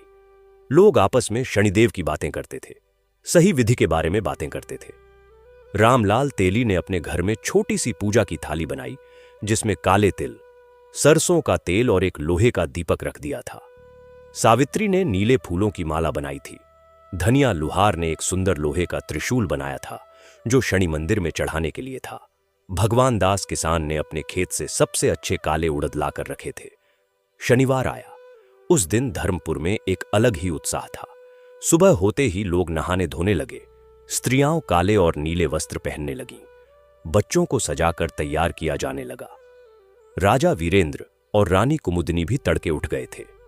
रानी ने विशेष रूप से काले तिल के लड्डू बनाए थे और उड़द की खिचड़ी तैयार की थी। शनि मंदिर में उस दिन विशेष सजावट की गई थी। अमर और काव्या ने रात से ही मंदिर को फूलों से सजाया था। नीले और काले फूलों की मालाएं मंदिर के द्वार पर लटक रही थीं। मंदिर के सामने एक बड़ा हवन कुंड बनाया गया था। मंदिर के बाहर बैठने के लिए दरियाओं बिछाई गई थीं। जब सुबह की पहली किरण आई तो लोग मंदिर की ओर आने लगे। देखते ही देखते मंदिर के सामने 242 परिवारों के सभी लोग एकत्रित हो गए। राजा और रानी भी आए। साधु महाराज भी वहां पधारे। दुर्गादास अपनी सारी पूजा सामग्री लेकर आया था। उसके हाथ में एक बड़ी थाल थी, जिसमें पंचामृत के लिए 5 सामग्री थी। काले तिल, सरसों का तेल, नीले पुष्प, काला उड़द और लोहे का दीपक था। आज पहली बार दुर्गादास का हृदय पूरी तरह खुला था। आज उसमें कोई कपट नहीं था। पूजा शुरू हुई। दुर्गादास ने सबसे पहले शनिदेव का आह्वान किया। उसकी आवाज में एक नई शुद्धता थी। उसने कहा, हे शनिदेव, हे सूर्यपुत्र, हे न्याय के देवता, आज धर्मपुर के सभी नगरवासी मिलकर आपका आह्वान कर रहे हैं। कृपया पधारिए और हमारी पूजा स्वीकार कीजिए। मंत्रों की ध्वनि गूंजी। शनिदेव की मूर्ति को पंचामृत से स्नान कराया गया। फिर काले तिल और सरसों के तेल का अभिषेक हुआ। नीले पुष्प चढ़ाए गए। लोहे का दीपक जलाया गया। नैवेद्य के रूप में उड़द की खिचड़ी और काले तिल के लड्डू चढ़ाए गए। जब शनि चालीसा का पाठ शुरू हुआ तो सभी नगरवासी एक साथ बोलने लगे। 242 परिवारों की आवाजें मिलकर एक भव्य स्वर बन गई, जो आकाश तक गूंजने लगी। बच्चों की मासूम आवाजें, बुजुर्गों की कंपकंपाती आवाजें, युवाओं की बुलंद आवाजें, सब मिलकर शनिदेव की स्तुति गा रही थीं। काव्या मंदिर के सामने खड़ी होकर एक विशेष भजन गा रही थी। उसकी आवाज इतनी मधुर और भावपूर्ण थी कि सुनने वालों की आंखें भर आईं। और तब एक असाधारण घटना हुई। मंदिर के ऊपर आकाश में अचानक काले और नीले बादल घिर आए। हालांकि उस दिन मौसम साफ था। उन बादलों से एक दिव्य प्रकाश निकला, जो शनिदेव की मूर्ति पर पड़ा। उसी क्षण मंदिर का पूरा वातावरण एक अजीब सुगंध से भर गया। जो भी वहां था, उसने महसूस किया कि कोई दिव्य शक्ति उनके बीच है। तभी सबने देखा कि वह वृद्ध साधु, जो पीछे खड़े थे, उनके शरीर के चारों ओर एक दिव्य आभा आ गई। वे धीरे धीरे अपने वास्तविक रूप में आने लगे। उनके श्वेत केश और दाढ़ी के स्थान पर एक तेजस्वी युवा पुरुष प्रकट हुआ। उनके वस्त्र नीले और काले थे। उनके हाथ में एक दंड था। उनकी दृष्टि गहरी और तेजस्वी थी। नगरवासी एक एक करके उनकी ओर देखने लगे। राजा वीरेंद्र ने जब उन्हें देखा तो उनके हाथ अपने आप जुड़ गए। उनका हृदय बोल उठा कि यह तो स्वयं शनिदेव है। और वे साष्टांग प्रणाम करके धरती पर गिर पड़े। रानी कुमुदिनी भी गिर पड़ी। अमर और काव्या भी नतमस्तक हो गए। एक एक करके सभी नगरवासी धरती पर झुक गए। शनिदेव ने अपना असली स्वरूप प्रकट किया और बोले, हे धर्मपुर के नगरवासियों, मैं शनिदेव हूं। मैं स्वयं यहां आया था क्योंकि तुम्हारी भक्ति की ज्योति मुझे यहां खींच लाई। तुम्हारे हृदय में भक्ति थी, निस्वार्थ भावना थी, परंतु विधि का ज्ञान नहीं था। इसलिए मैं एक साधु का रूप धारण करके आया और तुम्हें सही मार्ग दिखाया। राजा वीरेंद्र हाथ जोड़े रहे। उनके आंसू थम नहीं रहे थे। शनिदेव ने उनकी ओर देखकर कहा, राजन वीरेंद्र, तुम एक श्रेष्ठ राजा हो। तुम्हारे हृदय में प्रजा के प्रति सच्चा प्रेम है और न्याय के प्रति अटूट निष्ठा है। मैं तुम्हारे इस राज्य पर सदा प्रसन्न रहूंगा। धर्मपुर में सुख समृद्धि बनी रहेगी। फिर शनिदेव ने रामलाल तेली की ओर देखा और कहा, रामलाल, तुम्हारी निर्धनता में भी तुम्हारी भक्ति सच्ची थी। अब से तुम्हारे व्यापार में वृद्धि होगी। तुम्हारे घर में कभी अभाव नहीं रहेगा। शनिदेव ने धनिया लुहार को आशीर्वाद दिया कि उसके औजार कभी नहीं टूटेंगे और ग्राहक बढ़ेंगे। भगवान दास किसान को आशीर्वाद दिया कि उसके खेतों में सदा अच्छी फसल होगी। रज्जू बुनकर को आशीर्वाद दिया कि उसके कपड़े दूर दूर तक बिकेंगे। करिया मछुआरे को आशीर्वाद दिया कि उसके जाल में सदा मछलियां भरी रहेंगी। हरखू बढ़ई को आशीर्वाद दिया कि उसे काम का उचित मूल्य मिलेगा। फिर शनिदेव ने दुर्गादास की ओर देखा। दुर्गादास धरती पर मस्तक टिकाए बैठा था और उसकी देह कांप रही थी। उसे लग रहा था कि शनिदेव उसे दंड देंगे, परंतु शनिदेव ने कहा, दुर्गादास, तुमने अपनी गलती स्वीकार की और पश्चाताप किया। यह मुझे प्रिय है। मैं तुम्हें दंड नहीं देता, परंतु याद रखो, ज्ञान को छुपाना सबसे बड़ा पाप है। ज्ञान बांटने से बढ़ता है, घटता नहीं। अब से तुम इस नगर के सच्चे ब्राह्मण बनो। दुर्गादास ने शनिदेव के चरणों में अपना मस्तक रख दिया और फूट फूट कर रोने लगा। यह पश्चाताप के आंसू थे। शनिदेव ने काव्या की ओर देखा और कहा, पुत्री, तुम्हारे भजन से आज मैं अत्यंत प्रसन्न हुआ। तुम्हारे गले में मेरी कृपा सदा बनी रहेगी। तुम्हारे गीत जहां जहां गूंजेंगे वहां वहां मेरी भक्ति फैलेगी। अमर की ओर देखकर शनिदेव ने कहा, युवराज, तुम एक दिन महान राजा बनोगे। न्याय और भक्ति को सदा साथ लेकर चलना। तुम्हारे राज्य का विस्तार होगा और तुम्हारे नाम की कीर्ति दूर दूर तक फैलेगी। और अंत में शनिदेव ने सभी 242 परिवारों की ओर एक साथ देखा और कहा, हे धर्मपुर के निवासियों, आज से तुम्हारे नगर का नाम केवल धर्मपुर नहीं, बल्कि शनि धर्मपुर के नाम से जाना जाएगा। जब तक तुम इसी विधि से मेरी पूजा करते रहोगे, सत्य का मार्ग नहीं छोड़ोगे, एक दूसरे की सहायता करते रहोगे, तब तक मेरी कृपा इस नगर पर बनी रहेगी। यह कहकर शनिदेव ने अपने हाथ उठाए और एक दिव्य आशीर्वाद की वर्षा हुई। उस क्षण सभी नगरवासियों ने अपने हृदय में एक असाधारण शांति और आनंद का अनुभव किया। आकाश से पुष्पों की वर्षा होने लगी, मंत्रों की ध्वनि अपने आप गूंजने लगी और फिर शनिदेव अंतर्ध्यान हो गए। नगरवासी कुछ देर तक मूर्तिवत खड़े रहे। फिर एक एक करके सब समझे कि अभी उनके साथ क्या हुआ। राजा वीरेंद्र ने आंखें खोली और सामने शनि मंदिर को देखा। उन्हें लगा कि शनिदेव की मूर्ति पहले से अधिक दिव्य और तेजस्वी दिख रही है। रामलाल तेली की सावित्री ने अपनी थाल में रखे काले तिल देखे और उसकी आंखों से आंसू बह निकले। उसने अपनी छोटी बच्ची को बाहों में भरकर कहा, देख बेटी, शनिदेव का आशीर्वाद मिला हमें। अब हमारे घर में कभी अभाव नहीं रहेगा। धनिया लुहार ने धरती पर माथा टेका और बोला, हे शनिदेव, मुझे माफ करना कि मैंने कभी सही विधि से आपकी पूजा नहीं की। अब मैं जीवन भर ऐसा ही करूंगा। दुर्गादास एक ओर बैठा था। उसके मन में एक नई शांति थी। जो बोझ वर्षों से उसके हृदय पर था वह उठ गया था। उसने तय किया कि आज से वह अपना सारा ज्ञान लोगों को देगा और धर्म के मार्ग पर चलेगा। उस दिन के बाद धर्मपुर में एक नया युग शुरू हुआ। प्रत्येक शनिवार को नगर के सभी 242 परिवार एकत्रित होकर शनि मंदिर में पूजा करते। दुर्गादास पूरी विधि से पूजा कराता। रामलाल तेली सरसों का तेल चढ़ाता। भगवान दास किसान काले उड़द और तिल लाता। धनिया लुहार लोहे के दीपक बनाकर लाता। रज्जू बुनकर नीले वस्त्र लाता। करिया मछुआरा मछली पकड़कर गरीबों को खिलाता हरखू बढ़ई मंदिर की मरम्मत करता और काव्या अपने मधुर स्वर में शनिदेव के भजन गाती। शनिदेव के आशीर्वाद से धर्मपुर में समृद्धि आई। रामलाल का तेल व्यापार इतना बढ़ा कि उसने अपना एक पक्का घर बनाया। भगवान दास के खेत में ऐसी फसल हुई जो पहले कभी नहीं हुई थी। धनिया लुहार के औजारों की मांग दूर दूर तक होने लगी। रज्जू बुनकर के कपड़े राजधानी में बिकने लगे। करिया मछुआरे के जाल में समुद्र की गहराई से मछलियां आने लगीं। हरखू बढ़ई को इतना काम मिला कि उसने 2 और सहायक रख लिए। राजा वीरेंद्र का राज्य और अधिक फला फूला। आसपास के राज्यों के राजाओं ने धर्मपुर की तरक्की देखकर राजा वीरेंद्र से मैत्री का संबंध स्थापित किया।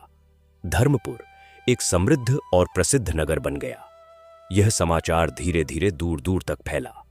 लोग सुनने लगे कि धर्मपुर में स्वयं शनिदेव पधारे थे और उन्होंने अपने भक्तों को आशीर्वाद दिया था।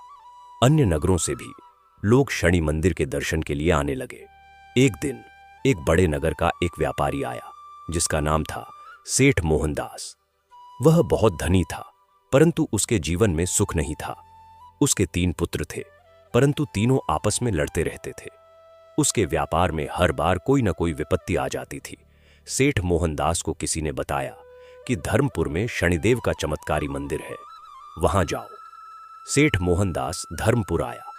उसने शनि मंदिर के दर्शन किए। दुर्गादास उस समय मंदिर में था। सेठ ने दुर्गादास से अपनी व्यथा कही। दुर्गादास ने ध्यान से सुना और फिर बोला, सेठ जी, आपकी समस्याएं शनिदेव की अनुकूलता से दूर हो सकती हैं, परंतु इसके लिए आपको सच्चे मन से शनिव्रत करना होगा। सेठ ने पूछा, विप्र, मुझे क्या करना होगा? दुर्गादास ने बहुत विस्तार से सेठ मोहनदास को शनिव्रत की पूरी विधि बताई। उसने बताया कि कैसे पूजा करें, कौन सी सामग्री चढ़ाएं, कौन से मंत्र जपें और कौन से नियम पालन करें। यह देखकर सेठ अचंभित हुआ। उसने कहा, विप्र, आप इतना सब जानते हैं और इतनी सहजता से बता रहे हैं। मैंने तो अपने नगर में कई पंडितों से पूछा था, परंतु किसी ने ऐसे विस्तार से नहीं बताया। दुर्गादास ने धीमे स्वर में कहा, सेठ जी, पहले मैं भी ऐसा ही करता था, परंतु शनिदेव ने मुझे सही मार्ग दिखाया। अब मैं जो जानता हूं वह सबको बताता हूं। ज्ञान बांटने से बढ़ता है। सेठ मोहनदास ने वहीं बैठकर शनिव्रत का संकल्प लिया। उसने मंदिर में विशेष पूजा कराई, नगर के सभी गरीबों को भोजन कराया और काले उड़द और तिल का दान किया। उस रात उसने स्वप्न में शनिदेव को देखा। शनिदेव ने कहा, सेठ, तुम्हारा संकल्प सच्चा है। तुम्हारे तीनों पुत्र मिलकर रहेंगे और तुम्हारे व्यापार में कोई विपत्ति नहीं आएगी। सेठ मोहनदास अपने नगर वापस गया। कुछ ही शनिवार में उसके जीवन में चमत्कारी परिवर्तन आया। उसके तीनों पुत्र एक दूसरे से मिलकर व्यापार करने लगे। उनके बीच के सभी झगड़े खत्म हो गए। व्यापार में लाभ होने लगा। सेठ ने अपने नगर में जाकर सबको बताया कि धर्मपुर का शनि मंदिर अत्यंत चमत्कारी है और वहां के विप्र सच्चे ज्ञानी हैं। इस तरह धर्मपुर की ख्याति बढ़ती गई और शनिदेव का आशीर्वाद वहां के हर घर में फैलता गया। अब उस समय से कई वर्ष बीत गए। युवराज अमर विवाहित हो गए थे। उनकी पत्नी का नाम सुनैना था, जो एक पड़ोसी राज्य की राजकुमारी थी। सुनैना अत्यंत सुंदर, बुद्धिमान और शनिदेव की परम भक्त थी। जब वह पहली बार धर्मपुर आई तो उसने शनि मंदिर के दर्शन किए और मंदिर के बाहर एक भव्य कुआं बनवाने का संकल्प किया ताकि आने वाले श्रद्धालुओं को पानी की कमी न हो। राजकुमारी काव्या का विवाह एक पड़ोसी राज्य के राजकुमार विजय से हुआ था। विजय एक वीर और धर्मनिष्ठ राजकुमार था। जब काव्या अपने ससुराल गई तो उसने वहां भी शनि पूजा का प्रचार किया। देखते ही देखते विजय के राज्य में भी शनि पूजा की परंपरा शुरू हो गई। राजा वीरेंद्र की उम्र अब अधिक हो गई थी। एक दिन वे शनि मंदिर में बैठे थे और शनिदेव का ध्यान कर रहे थे। तभी उन्हें एक अनुभूति हुई। उन्होंने महसूस किया कि शनिदेव उनसे कह रहे हैं, राजन, तुमने अच्छा राज किया। अब समय आ गया है कि राज्य का भार युवराज अमर को सौंपो और तुम शेष जीवन भक्ति और साधना में बिताओ। राजा ने यह अनुभूति रानी कुमुदिनी को बताई। रानी ने कहा, महाराज, यह शनिदेव का आदेश है, इसका पालन करना उचित है। अगले शनिवार को एक विशेष समारोह आयोजित किया गया जिसमें राजा वीरेंद्र ने युवराज अमर को राजतिलक किया। इस समारोह में धर्मपुर के सभी 242 परिवार उपस्थित थे। दुर्गादास ने पूरी विधि से राजतिलक के लिए शनिदेव की पूजा कराई। इस अवसर पर नगर में भव्य भंडारा हुआ और गरीबों को दान दिया गया। राजा अमर ने अपने राज्य के पहले दिन यह घोषणा की कि धर्मपुर में प्रत्येक शनिवार को सार्वजनिक पूजा होगी, जिसमें राज्य का खर्च होगा। हर शनिवार को नगर के गरीब लोगों को भोजन कराया जाएगा और जरूरतमंदों को काले तिल, काला उड़द और सरसों का तेल दिया जाएगा। इस नीति से धर्मपुर और भी अधिक समृद्ध हुआ। जो गरीब थे वे शनिदेव की कृपा से उठने लगे, जो बीमार थे वे ठीक होने लगे, जिनके बच्चे नहीं थे उन्हें संतान का सुख मिलने लगा। इस बीच एक और घटना हुई जो बहुत महत्वपूर्ण थी। नगर के उत्तरी छोर पर एक वृद्ध महिला रहती थी जिसका नाम था मां कमला। वह अकेली थी। उसके पुत्र शहर में काम करने गए थे और वापस नहीं आए थे। वह अपनी छोटी सी झोंपड़ी में रहती थी। उसके पास खाने के लिए भी बहुत कम था, परंतु उसकी भक्ति अटूट थी। वह प्रतिदिन उठकर शनिदेव के नाम का जाप करती थी और शनिवार को मंदिर जाती थी। एक शनिवार मां कमला मंदिर जा रही थी तो रास्ते में उसकी तबीयत खराब हो गई। वह एक पेड़ के नीचे बैठ गई। उसने मन ही मन शनिदेव से प्रार्थना की कि हे प्रभु, आज मंदिर नहीं आ पाऊंगी, माफ करना। तभी उस रास्ते से रामलाल तेली गुजरा। उसने मां कमला को देखा और तुरंत उनके पास गया। उसने पूछा, मां क्या हुआ? मां कमला ने कहा, बेटा तबीयत कुछ ठीक नहीं है, मंदिर जाना चाहती थी पर जा नहीं पाऊंगी। रामलाल ने कहा, मां चिंता मत करो, मैं तुम्हें मंदिर ले जाऊंगा। उसने मां कमला को सहारा देकर उठाया और धीरे धीरे मंदिर तक लेकर गया। मंदिर में जब मां कमला ने शनिदेव की मूर्ति के सामने हाथ जोड़े तो उनकी आंखों से आंसू बह निकले। उन्होंने कहा, हे शनिदेव, आपकी दया है कि रामलाल जैसे देवदूत को भेजा। आपका बहुत बहुत धन्यवाद। उस दिन मंदिर में जो पूजा हुई उसमें मां कमला की भक्ति सबसे सच्ची थी। पूजा के बाद मां कमला की तबीयत अचानक ठीक हो गई। उन्होंने स्वयं उठकर मंदिर की परिक्रमा की। रामलाल ने उस दिन से मां कमला की देखभाल का जिम्मा लिया। प्रत्येक शनिवार वह मां कमला को मंदिर लेकर जाता, उनके लिए भोजन का इंतजाम करता। इस सेवा भाव से रामलाल का व्यापार और अधिक बढ़ा। शनिदेव ने यह सब देखकर रामलाल के परिवार पर विशेष कृपा की। रामलाल के घर में एक सुंदर पुत्र का जन्म हुआ, जिसका नाम उसने शनिराम रखा। शनिराम बड़ा होकर एक विद्वान और भक्त बना। इस बीच धर्मपुर नगर में एक और महत्वपूर्ण घटना घटी। एक दिन एक युवक आया जिसका नाम था चंद्रसेन। वह किसी दूसरे राज्य से भागकर आया था। उसके राज्य में एक अत्याचारी राजा का राज्य था जो प्रजा पर बहुत अत्याचार करता था। चंद्रसेन के पिता उस अत्याचारी राजा के विरुद्ध बोले थे, जिसके कारण उन्हें कारागार में डाल दिया गया था। चंद्रसेन अपने पिता को छुड़ाने का उपाय खोज रहा था। जब चंद्रसेन धर्मपुर आया तो वह थका हुआ और निराश था। उसे नहीं पता था कि कहां जाए और क्या करे। वह भटकते भटकते शनि मंदिर पहुंच गया। वहां उसने शनिदेव के सामने बैठकर फूट फूट कर रोया और कहा, हे शनिदेव, मेरे पिता निर्दोष हैं, उन्हें न्याय दिलाओ। दुर्गादास उस समय मंदिर में था। उसने चंद्रसेन की व्यथा सुनी। उसने उसे बताया कि शनिदेव न्याय के देवता हैं। यदि तुम सच्चे मन से उनका व्रत करो और उनकी शरण में जाओ तो वे अवश्य न्याय दिलाएंगे। चंद्रसेन ने वहीं शनिदेव का व्रत लिया। उसने 3 शनिवार उपवास किया, विधिपूर्वक पूजा की और शनिदेव से प्रार्थना करता रहा। तीसरे शनिवार को पूजा के बाद चंद्रसेन को राजा अमर के दरबार में बुलाया गया। राजा अमर ने उसकी पूरी बात सुनी। राजा को बात सुनकर क्रोध आया। उन्होंने तुरंत अपने दूत उस अत्याचारी राजा के राज्य में भेजे और संदेश दिया कि यदि चंद्रसेन के पिता को मुक्त नहीं किया तो धर्मपुर का राज्य उचित कार्यवाही करेगा।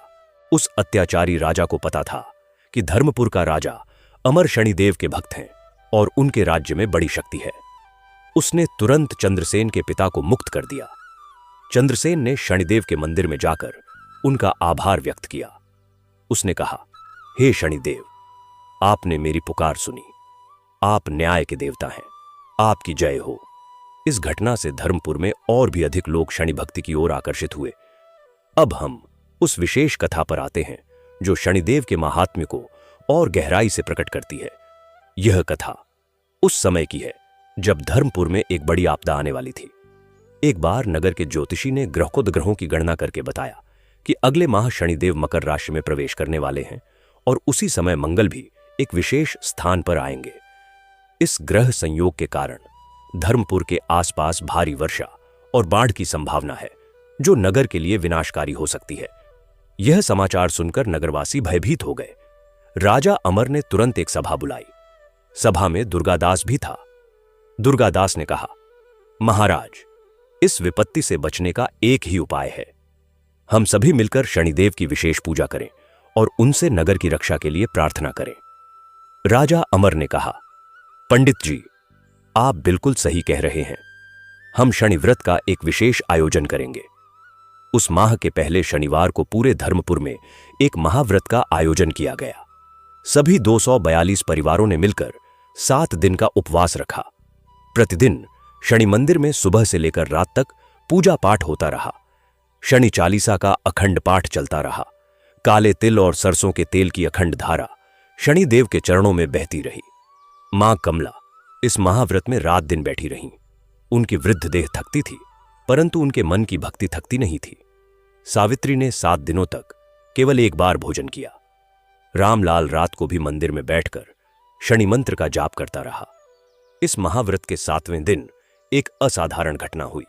उस दिन आकाश में काले बादल आए, जोरदार हवाएं चलने लगीं और ऐसा लगा कि भारी तूफान आने वाला है। नगरवासी भयभीत थे, परंतु मंदिर में पूजा बंद नहीं हुई। दुर्गादास ने मंदिर के द्वार पर खड़े होकर शनिदेव का आह्वान किया, हे शनिदेव, आपके भक्त आपकी शरण में हैं, इस नगर की रक्षा करो। उसी क्षण एक चमत्कार हुआ। मंदिर के ऊपर आकाश में एक दिव्य प्रकाश प्रकट हुआ और उस प्रकाश की किरणें नगर के चारों ओर एक सुरक्षा कवच बन गईं। तूफान आया, भारी वर्षा हुई, परंतु वह नगर को छू नहीं सका। तूफान नगर के चारों ओर से घूमकर निकल गया। नगर में एक बूंद भी अधिक नहीं पड़ी। आसपास के गांवों में जहां शनि भक्ति नहीं थी, वहां भारी नुकसान हुआ, परंतु धर्मपुर बिल्कुल सुरक्षित रहा। यह देखकर नगरवासियों की आंखें भर आईं। उन्होंने एक स्वर में कहा, शनिदेव की जय हो। उस रात मंदिर में विशेष आरती हुई। काव्या, जो अपने ससुराल से वापस आई थी, उसने शनिदेव की स्तुति में एक विशेष पद गाया जो उसने स्वयं रचा था। उसने गाया, हे शनि, हे न्याय के दाता, हे कर्म के स्वामी, हे सूर्य के पुत्र, हे नीलवर्ण, हे मंदगामी, तुम्हारी महिमा अपरंपार है। तुम जिसकी रक्षा करते हो उसका कोई बाल बांका नहीं कर सकता। इस घटना के बाद धर्मपुर में शनि भक्ति और भी गहरी हो गई। वह नगर जो पहले विधिहीन पूजा करता था, अब एक आदर्श शनिभक्त नगर बन गया था। समय आगे बढ़ा। राजा अमर बूढ़े हुए। उनके पुत्र विजेंद्र ने राज्यभार संभाला। विजेंद्र भी शनिभक्त था। उसने अपने राज्यकाल में शनि मंदिर का जीर्णोद्धार कराया और एक नए मंदिर का निर्माण कराया जो और भी भव्य था। इस नए मंदिर की विशेषता यह थी कि उसमें शनिदेव की एक विशाल प्रतिमा स्थापित की गई थी। यह प्रतिमा काले पत्थर से बनाई गई थी। प्रतिमा में शनिदेव एक गरुड़ पर बैठे हुए थे। उनके एक हाथ में दंड था और दूसरे हाथ में त्रिशूल। उनकी दृष्टि में न्याय और करुणा दोनों का भाव था। मंदिर के प्रांगण में एक विशाल यज्ञशाला बनाई गई जहां प्रत्येक शनिवार को यज्ञ होता था।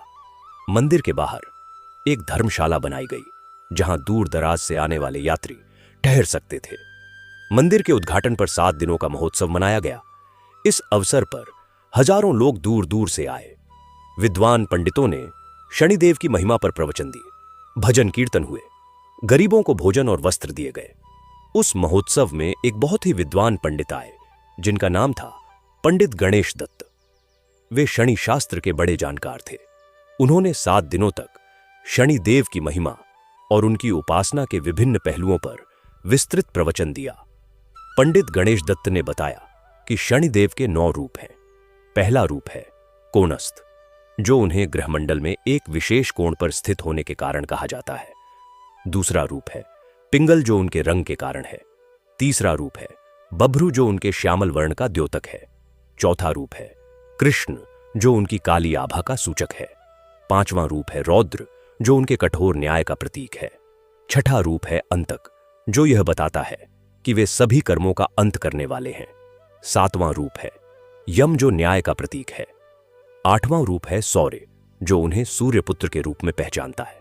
और 9वां रूप है शनैश्चर, जो यह बताता है कि वे धीमी गति से चलते हैं। पंडित जी ने यह भी बताया कि शनिदेव का वाहन गिद्ध या कौवा है। उनका रंग नीला या काला है। उनका धातु लोहा है। उनका रत्न नीलम है। उनकी दिशा पश्चिम है। उनका दिन शनिवार है। उनकी संख्या 8 है। जो लोग शनिदेव की आराधना करते हैं उन्हें कुछ विशेष बातों का ध्यान रखना चाहिए। उन्हें कभी किसी का हक नहीं मारना चाहिए। उन्हें कभी झूठ नहीं बोलना चाहिए। उन्हें श्रमिकों और नौकरों के साथ सदा न्याय करना चाहिए। उन्हें कमजोरों और गरीबों की सहायता करनी चाहिए। उन्हें शनिदेव को कभी नाराज नहीं करना चाहिए और शनिवार को विशेष पूजा से नागा नहीं करना चाहिए। इस प्रवचन से नगरवासियों को और भी अधिक ज्ञान मिला। वे समझ गए कि शनिदेव की भक्ति केवल पूजा पाठ तक सीमित नहीं है, बल्कि जीवन के हर क्षेत्र में न्याय, सत्य और दूसरों के प्रति करुणा का भाव रखना भी शनि भक्ति का एक अंग है। महोत्सव के अंतिम दिन एक और विशेष घटना हुई। उस दिन शाम को जब आरती हो रही थी तो मंदिर में एक वृद्ध स्त्री आई जिसे कोई नहीं पहचान रहा था। उसके वस्त्र साधारण थे, परंतु उसके मुख पर एक असाधारण तेज था। उसने शनिदेव की मूर्ति के सामने खड़े होकर हाथ जोड़े और कुछ मंत्र बुदबुदाए। जब वह गई तो मंदिर में एक अजीब सुगंध फैल गई। पुजारी ने जब मंदिर की सफाई की तो उसे वहां एक छोटी सी पोटली मिली जो उस वृद्ध स्त्री ने छोड़ी थी। पोटली में काले तिल और एक पत्ता था जिस पर एक मंत्र लिखा था। यह मंत्र था एयुएम प्राम प्रियम प्रोम सह शनैश्चराय नमः। पुजारी ने यह मंत्र राजा को दिखाया। विद्वान पंडित गणेश दत्त ने कहा कि यह शनिदेव का बीज मंत्र है और इसे जो जपेगा उस पर शनिदेव की विशेष कृपा होगी। उस वृद्ध स्त्री को कोई नहीं जानता था और न उसे फिर कभी किसी ने देखा, परंतु लोगों ने माना कि वह कोई देवी थी जो शनिदेव की भक्त के रूप में आई थी। उस बीज मंत्र को मंदिर की दीवार पर खुदवाया गया और प्रत्येक शनिवार की पूजा में उसका जाप होने लगा। इस प्रकार धर्मपुर का शनि मंदिर एक सिद्ध तीर्थ बन गया। दूर दूर से लोग वहां आते और शनिदेव के दर्शन करके अपने जीवन की समस्याओं का समाधान पाते। अब वह समय आया जब रामलाल तेली का पुत्र शनिराम बड़ा हो गया था। शनिराम बाल्यकाल से ही बहुत तीक्ष्ण बुद्धि का था। उसने विद्याध्ययन में विशेष उपलब्धि हासिल की थी। वह शास्त्र, व्याकरण और ज्योतिष का ज्ञाता बना। जब वह युवावस्था में आया तो उसने एक विशेष कार्य करने का निश्चय किया। शनिराम ने सोचा कि शनिदेव की पूजा विधि और उनकी कथाएं अभी भी केवल कुछ लोगों तक ही पहुंची हैं। यदि इन्हें लिखित रूप दिया जाए तो यह ज्ञान पीढ़ी दर पीढ़ी चलता रहेगा। शनिराम ने राजा विजेंद्र से अनुमति मांगी और राजा ने उसे पूर्ण सहयोग दिया। शनिराम ने वर्षों की मेहनत से शनिदेव की पूजा विधि, व्रत कथाएं और उनकी महिमा को एक विशाल ग्रंथ में लिखा। इस ग्रंथ का नाम रखा गया शनि महात्म्य। इस ग्रंथ में शनिदेव के जन्म की कथा से लेकर उनकी पूजा की संपूर्ण विधि, उनके विभिन्न नाम और उनके अर्थ, व्रत के नियम, आहार के नियम, दान की महिमा, साढ़े साती और ढया के उपाय और शनिदेव से संबंधित अनेक कथाएं लिखी गई थीं। जब यह ग्रंथ पूर्ण हुआ तो उसकी पहली प्रति राजा विजेंद्र ने शनि मंदिर को समर्पित की। उसके बाद उस ग्रंथ की अनेक प्रतियां बनाई गईं और दूर दूर के मंदिरों में भेजी गईं। पंडित गणेश दत्त ने इस ग्रंथ को पढ़कर कहा, यह ग्रंथ शनि भक्तों के लिए अत्यंत उपयोगी है। जो भी इसे पढ़ेगा या सुनेगा उस पर शनिदेव की कृपा होगी। शनिराम का यह कार्य शनिदेव को इतना प्रिय था कि उस रात शनिराम के स्वप्न में शनिदेव प्रकट हुए और कहा, पुत्र शनिराम, तुमने जो कार्य किया है वह मुझे अत्यंत प्रिय है। जो भी तुम्हारे इस ग्रंथ को श्रद्धा से पढ़ेगा या सुनेगा उसके जीवन में शनि की साढ़े साती का प्रभाव कम हो जाएगा। उसके जीवन में सुख और समृद्धि आएगी। शनिराम जब जागा तो उसके आंसू आंखों में थे। उसने अपने माता पिता रामलाल और सावित्री को यह स्वप्न सुनाया। रामलाल ने बेटे को गले से लगाया और बोला, बेटा, शनिदेव ने हम पर बड़ी कृपा की है। हम तो एक साधारण तेली हैं, परंतु शनिदेव ने हमारे घर में इतना बड़ा विद्वान पुत्र दिया। सावित्री की आंखें भर आईं। उसने कहा, यह सब शनिदेव की दया है। जब से हमने सही विधि से उनकी पूजा शुरू की तब से हमारे घर में कोई कमी नहीं। इस कथा को सुनकर धर्मपुर में और पड़ोसी नगरों में भी शनि भक्ति की नई लहर आई। लोग शनिराम के ग्रंथ को पढ़ते और सुनते और उनके जीवन में सकारात्मक परिवर्तन आते। अब उस काल की एक और कथा है जो बताती है कि शनिदेव किस प्रकार अपने भक्त की रक्षा करते हैं। यह कथा है सीतापुर नगर के एक युवक की, जिसका नाम था मोहन। मोहन एक साधारण परिवार में जन्मा था। उसके पिता एक लकड़हारे थे। मोहन बचपन से ही शनिदेव का भक्त था। वह प्रत्येक शनिवार को शनि मंदिर जाता था। एक बार मोहन के जीवन में एक बड़ी मुसीबत आई। उसके पड़ोस का एक धनी व्यक्ति था जो मोहन से ईर्ष्या करता था। उस धनी व्यक्ति ने एक झूठा आरोप लगाया कि मोहन ने उसके घर में चोरी की है। राज्य के सिपाहियों ने मोहन को पकड़ लिया। मोहन की मां रोती रही कि मेरा बेटा निर्दोष है, परंतु कोई नहीं सुना। जेल में बंद मोहन ने शनिदेव से प्रार्थना की। उसने कहा, हे शनिदेव, तुम न्याय के देवता हो, मैं निर्दोष हूं, मुझे न्याय दिलाओ। उस रात मोहन के सपने में शनिदेव आए और कहा, पुत्र, धैर्य रखो, न्याय होगा। अगले दिन एक आश्चर्यजनक घटना हुई। उस धनी व्यक्ति के घर में वास्तव में चोरी हो गई और चोर पकड़ा गया। जब जांच हुई तो पता चला कि वही चोर पहले भी कई बार उस धनी व्यक्ति के घर चोरी कर चुका था। उस रात भी जब मोहन पर आरोप लगाया गया था, इससे सिद्ध हो गया कि मोहन निर्दोष था। मोहन को तुरंत जेल से रिहा किया गया। उस धनी व्यक्ति को राजा के दरबार में बुलाया गया और उसे झूठा आरोप लगाने के लिए दंडित किया गया। मोहन जेल से निकला तो सीधे शनि मंदिर गया। उसने शनिदेव के चरणों में माथा टेक कर कहा, हे प्रभु, आपने मेरी पुकार सुनी, आपने मुझे न्याय दिलाया, मेरा जीवन आपको समर्पित है। इस कथा को सुनने के बाद धर्मपुर के नगरवासियों ने और भी दृढ़ता से शनि भक्ति में विश्वास किया। अब यहां एक बात और जाननी आवश्यक है कि शनिदेव की उपासना में विभिन्न रत्नों और वस्तुओं का क्या महत्व है। जो लोग शनिदेव की कृपा पाना चाहते हैं वे नीलम रत्न धारण करते हैं। नीलम शनिदेव का प्रिय रत्न है, परंतु नीलम धारण करने से पहले किसी विद्वान ज्योतिषी से परामर्श लेना आवश्यक है, क्योंकि यह सभी के लिए उपयुक्त नहीं होता। जिन लोगों की जन्म कुंडली में शनि अच्छी स्थिति में हो, उनके लिए नीलम बहुत लाभकारी हो सकता है। नीलम के अलावा कुछ अन्य उपाय भी शनिदेव की कृपा के लिए किए जाते हैं। लोहे की वस्तुएं दान करना अत्यंत शुभ है। काले उड़द और काले तिल का दान करना लाभकारी है। काले कुत्ते को शनिवार को रोटी खिलाना बहुत अच्छा माना जाता है। कौवे को भोजन देना भी शनिदेव को प्रसन्न करता है। तेल की धारा देने अर्थात शनिदेव की मूर्ति पर तेल चढ़ाने से भी शनि की कृपा मिलती है। शनिदेव की पूजा में एक और विशेष बात है कि उनकी पूजा में लाल रंग की वस्तुएं नहीं चढ़ानी चाहिए। शनि और मंगल का स्वभाव अलग है, इसलिए शनि पूजा में लाल रंग वर्जित है। इसी तरह शनि पूजा में नारियल नहीं चढ़ाना चाहिए जब तक विशेष विधि न हो। पंडित गणेश दत्त ने एक बार यह भी बताया था कि शनिदेव की पूजा में मंत्रों का सही उच्चारण बहुत महत्वपूर्ण है। यदि मंत्र गलत बोला जाए तो फल अलग हो सकता है, इसलिए किसी जानकार से मंत्र सीखकर ही जापना चाहिए। शनिदेव का मूल मंत्र है एयुएम शम शनैश्चराय नमः। इनका बीज मंत्र है एयुएम प्राम प्रीं प्रौं स शनैश्चराय नमः। इनका गायत्री मंत्र है एयुएम काकध्वजाय विद्महे खड्गहस्ताय धीमहि तन्नो मंदः प्रचोदयात्।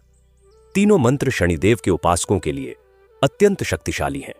जब पंडित गणेश दत्त यह सब बता रहे थे तो उनके बैठे श्रोताओं में से एक बुजुर्ग महिला ने पूछा, पंडित जी, मेरे पोते पर शनि की दशा चल रही है, वह पढ़ लिख कर भी काम नहीं पा रहा, क्या उपाय है? पंडित जी ने कहा, माता, शनि दशा में निराश नहीं होना चाहिए। यह दशा व्यक्ति को कर्म की ओर अधिक ध्यान देने का समय देती है। तुम्हारे पोते को प्रत्येक शनिवार को शनि व्रत करना चाहिए।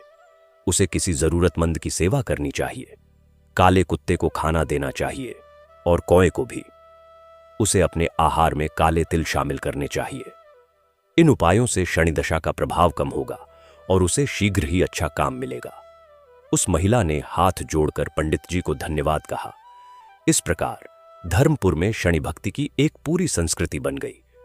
नगर के बच्चे भी शनिदेव के बारे में जानते थे। स्कूल में भी बच्चों को शनिदेव की कथाएं सुनाई जाती थीं।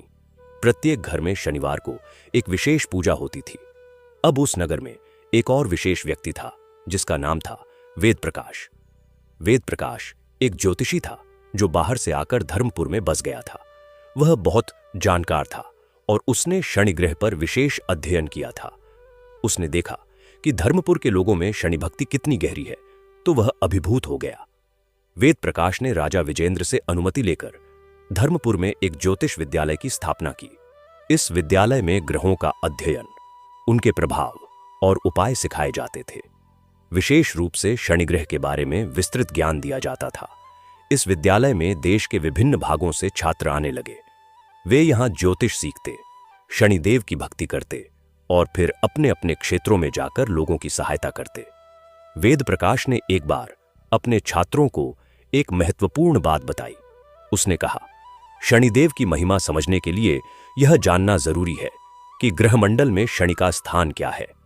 सौरमंडल में शनि एक बहुत बड़ा ग्रह है, वास्तव में सूर्य के बाद सबसे बड़ा।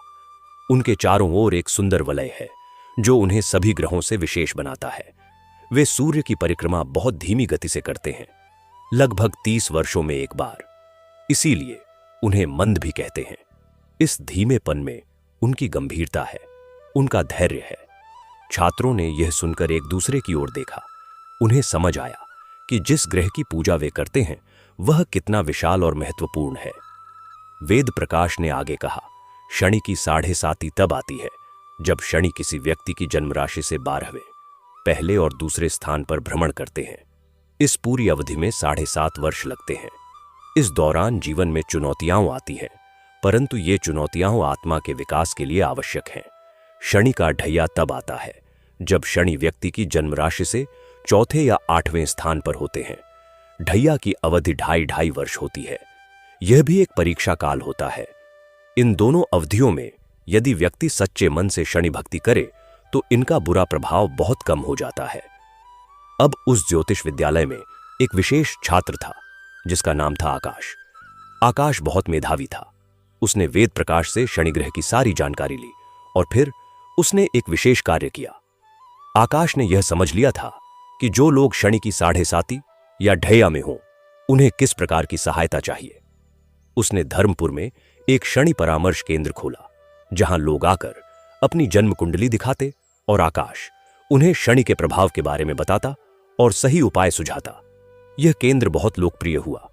दूर दूर से लोग अपनी समस्याएं लेकर आते। आकाश उन्हें शनि व्रत के बारे में, पूजा विधि के बारे में, दान के बारे में और जीवन शैली में आवश्यक परिवर्तनों के बारे में मार्गदर्शन देता। राजा विजेंद्र ने जब यह काम देखा तो प्रसन्न होकर आकाश को राजकीय सम्मान दिया और उसके परामर्श केंद्र के लिए एक बड़ा भवन दे दिया। इस प्रकार धर्मपुर एक ऐसे नगर के रूप में प्रसिद्ध हो गया जहां शनिदेव की संपूर्ण उपासना होती थी और जहां के लोग शनि भक्ति के माध्यम से सुखी और समृद्ध जीवन जी रहे थे। अब उस काल की एक और विशेष कथा है। यह कथा है एक ऐसे व्यक्ति की जो शनिदेव को नहीं मानता था। उसका नाम था भूपेंद्र। वह एक धनी व्यापारी था जो किसी भी देवता में विश्वास नहीं रखता था। वह कहता था कि यह सब ढकोसला है, देवता वेवता कुछ नहीं होता। भूपेंद्र धर्मपुर से व्यापार करने आया था। जब उसने देखा कि यहां के लोग शनिवार को अपना व्यापार बंद करके मंदिर जाते हैं तो उसने उनका मजाक उड़ाया। उसने कहा, तुम लोग मूर्ख हो, काम छोड़कर मंदिर जाते हो, यही कारण है कि तुम अमीर नहीं हो पाते। नगरवासियों ने उसकी बात सुनकर शांति रखी। रामलाल ने कहा, भाई, हमारी श्रद्धा पर टिप्पणी मत करो, हर किसी का अपना मार्ग होता है। भूपेंद्र ने कहा, अच्छा, तो दिखाओ कि तुम्हारे शनिदेव कितनी शक्तिशाली हैं। मैं यहां 1 महीना रहूंगा, देखता हूं कि तुम लोगों को शनिदेव क्या देते हैं। वह 1 महीने के लिए धर्मपुर में रुका। उस दौरान उसने शनिवार को व्यापार करने की कोशिश की और नगरवासियों का मजाक उड़ाता रहा। एक शनिवार भूपेंद्र अपना माल लेकर बाजार गया। उसी दिन एक दुर्घटना में उसका सारा माल बर्बाद हो गया। उसे भारी नुकसान हुआ। वह निराश होकर बैठा था। रामलाल उसके पास गया और बोला, भाई, हम शत्रु नहीं हैं, क्या मैं कोई सहायता कर सकता हूं? भूपेंद्र ने पहले तो गुस्से में रामलाल को भगाना चाहा, परंतु उसकी स्थिति ऐसी थी कि उसे मदद की जरूरत थी। उसने रामलाल की बात मान ली। रामलाल ने उसे भोजन दिया और उसके साथ बैठकर बात की। उसने बताया कि शनिदेव का आशीर्वाद हमारे जीवन में कैसे काम करता है। उसने अपनी खुद की जीवन कथा सुनाई कि कैसे वह गरीब था और सही विधि से पूजा करने के बाद उसका जीवन कैसे बदला। भूपेंद्र ने ध्यान से सुना। उसके मन में अभी भी शंका थी, परंतु रामलाल की ईमानदारी और सरलता ने उसे छुआ। अगले शनिवार भूपेंद्र ने पहली बार शनि मंदिर में प्रवेश किया। दुर्गादास ने उसका स्वागत किया। उसने कहा, भाई, शनिदेव के घर में सभी का स्वागत है, आओ बैठो। उस दिन मंदिर में पूजा हुई, कथा सुनाई गई। भूपेंद्र पहले तो केवल देखता रहा, परंतु जब कथा सुनी तो उसके मन में कुछ हिला। जब आरती हुई और लोगों ने हाथ जोड़कर शनिदेव को प्रणाम किया तो भूपेंद्र के हाथ अनायास जुड़ गए। उस रात भूपेंद्र के मन में एक अजीब शांति थी। उसे नींद अच्छी आई। अगले दिन उठा तो उसने महसूस किया कि उसके मन का बोझ कुछ हल्का हुआ है। उसने धर्मपुर में कुछ और दिन रुकने का निर्णय लिया। वह प्रत्येक शनिवार मंदिर जाने लगा। धीरे धीरे उसका अविश्वास पिघलने लगा। 1 माह बाद जब वह अपने नगर वापस जाने की तैयारी कर रहा था तो उसके पास एक संदेश आया। संदेश उसके व्यापारिक भागीदार का था, जिसमें लिखा था कि एक बहुत बड़ा सौदा मिला है जो भूपेंद्र के व्यवसाय को नई ऊंचाइयों पर ले जाएगा। भूपेंद्र ने जब यह संदेश पढ़ा तो उसे याद आया कि उसने पिछले शनिवार को पहली बार विधिपूर्वक शनिदेव की पूजा की थी। उसके मन में शनिदेव के प्रति एक श्रद्धा का भाव जागा। वह मंदिर गया और शनिदेव के सामने हाथ जोड़कर बोला, हे शनिदेव, मुझे माफ करना, मैंने आपका अपमान किया था। आप सच में न्याय के देवता हैं। दुर्गादास ने पास खड़े होकर कहा, भाई, शनिदेव क्षमाशील हैं। वे दंड देने के लिए नहीं, सुधार के लिए हैं। भूपेंद्र अपने नगर वापस गया और वहां भी उसने शनि भक्ति शुरू की। कुछ वर्षों में वह अपने व्यापार में बहुत आगे बढ़ा और उसने अपने नगर में भी एक शनि मंदिर बनवाया। इस प्रकार शनिदेव की कृपा एक के बाद एक व्यक्ति को छूती रही और धर्मपुर से शुरू हुई भक्ति की यह धारा दूर दूर तक फैलती रही। अब हम फिर से धर्मपुर लौटते हैं। कई पीढ़ियां बीत चुकी थीं। रामलाल और सावित्री, धनिया और भगवान दास सब अपनी अपनी आयु पूरी करके परलोक से धार चुके थे, परंतु उनके वंशज उसी भक्ति परंपरा को आगे बढ़ा रहे थे। रामलाल के पोते का नाम था तेजराम। तेजराम एक सफल व्यापारी था। उसने अपने दादा की तरह शनि भक्ति को जीवन का अंग बनाया था। वह प्रत्येक शनिवार को उपवास रखता था और शनि मंदिर में दान देता था। एक बार तेजराम के जीवन में एक बड़ी परीक्षा आई। उसके एक व्यापारिक प्रतिस्पर्धी ने उसके विरुद्ध झूठा मुकदमा दायर कर दिया। तेजराम के पास धन था, परंतु अपना पक्ष सिद्ध करना कठिन था। वह बहुत परेशान था। उसी रात तेजराम शनि मंदिर गया। रात के अंधेरे में अकेला मंदिर में बैठकर उसने रोते हुए कहा, हे शनिदेव, मेरे दादा रामलाल ने आपकी भक्ति की थी। आपने उन्हें आशीर्वाद दिया था। अब मैं आपकी शरण में हूं, मुझे न्याय दिलाइए। उस रात मंदिर में एक अजीब शांति थी। तेजराम को अनुभव हुआ जैसे कोई उसके सिर पर हाथ रख रहा है। उसके मन की व्याकुलता शांत हो गई। अगले दिन एक ऐसे गवाह का पता चला जिसे किसी ने नहीं सोचा था। उस गवाह ने न्यायालय में सत्य बोला और तेजराम के विरुद्ध सारे झूठे आरोप झूठ साबित हो गए। तेजराम मुकदमा जीत गया। उसके प्रतिस्पर्धी को दंड मिला। तेजराम ने इस विजय के उपलक्ष्य में धर्मपुर में एक विशाल भंडारे का आयोजन किया, जिसमें नगर के सभी लोगों को भोजन कराया गया। उसने शनि मंदिर को एक विशेष दान दिया और एक नई मूर्ति स्थापित कराई। धर्मपुर में इस प्रकार पीढ़ी दर पीढ़ी शनि भक्ति की परंपरा चलती रही। प्रत्येक पीढ़ी ने इसे और समृद्ध किया और इस सब के पीछे वह एक क्षण था जब माता संध्या देवी के पास जाकर शनिदेव ने अपनी चिंता व्यक्त की थी और माता ने उन्हें कहा था कि जिस हृदय में भक्ति की ज्योति जलती है उसे सही मार्ग दिखाना देवताओं का कर्तव्य है। शनिदेव ने वह कर्तव्य निभाया था। उन्होंने एक वृद्ध साधु का रूप धारण करके धर्मपुर के 242 परिवारों को सही मार्ग दिखाया था और उसके फलस्वरूप एक पूरा नगर और उसके बाद अनेक नगर शनि भक्ति की रोशनी से जगमगा उठे थे। यही शनिदेव की महिमा है। वे दूर से देखते हैं, न्याय करते हैं और जब भक्त की पुकार सच्ची होती है तो स्वयं आकर उसे सही मार्ग दिखाते हैं। यह सुनकर पूरे धर्मपुर में एक नई भावना जागी। दुर्गादास के पश्चाताप की कथा, रामलाल की सरलता की कथा, मां कमला की निस्वार्थ भक्ति की कथा, चंद्रसेन को मिले न्याय की कथा, भूपेंद्र के हृदय परिवर्तन की कथा और तेजराम की विजय की कथा, ये सब मिलकर शनिदेव की असीम करुणा और न्याय की गाथा बन गई। जो भी इस कथा को सुनता है उसके मन में शनिदेव के प्रति भय के स्थान पर श्रद्धा आती है। वह समझता है कि शनिदेव हमारे शत्रु नहीं, हमारे शुभचिंतक हैं।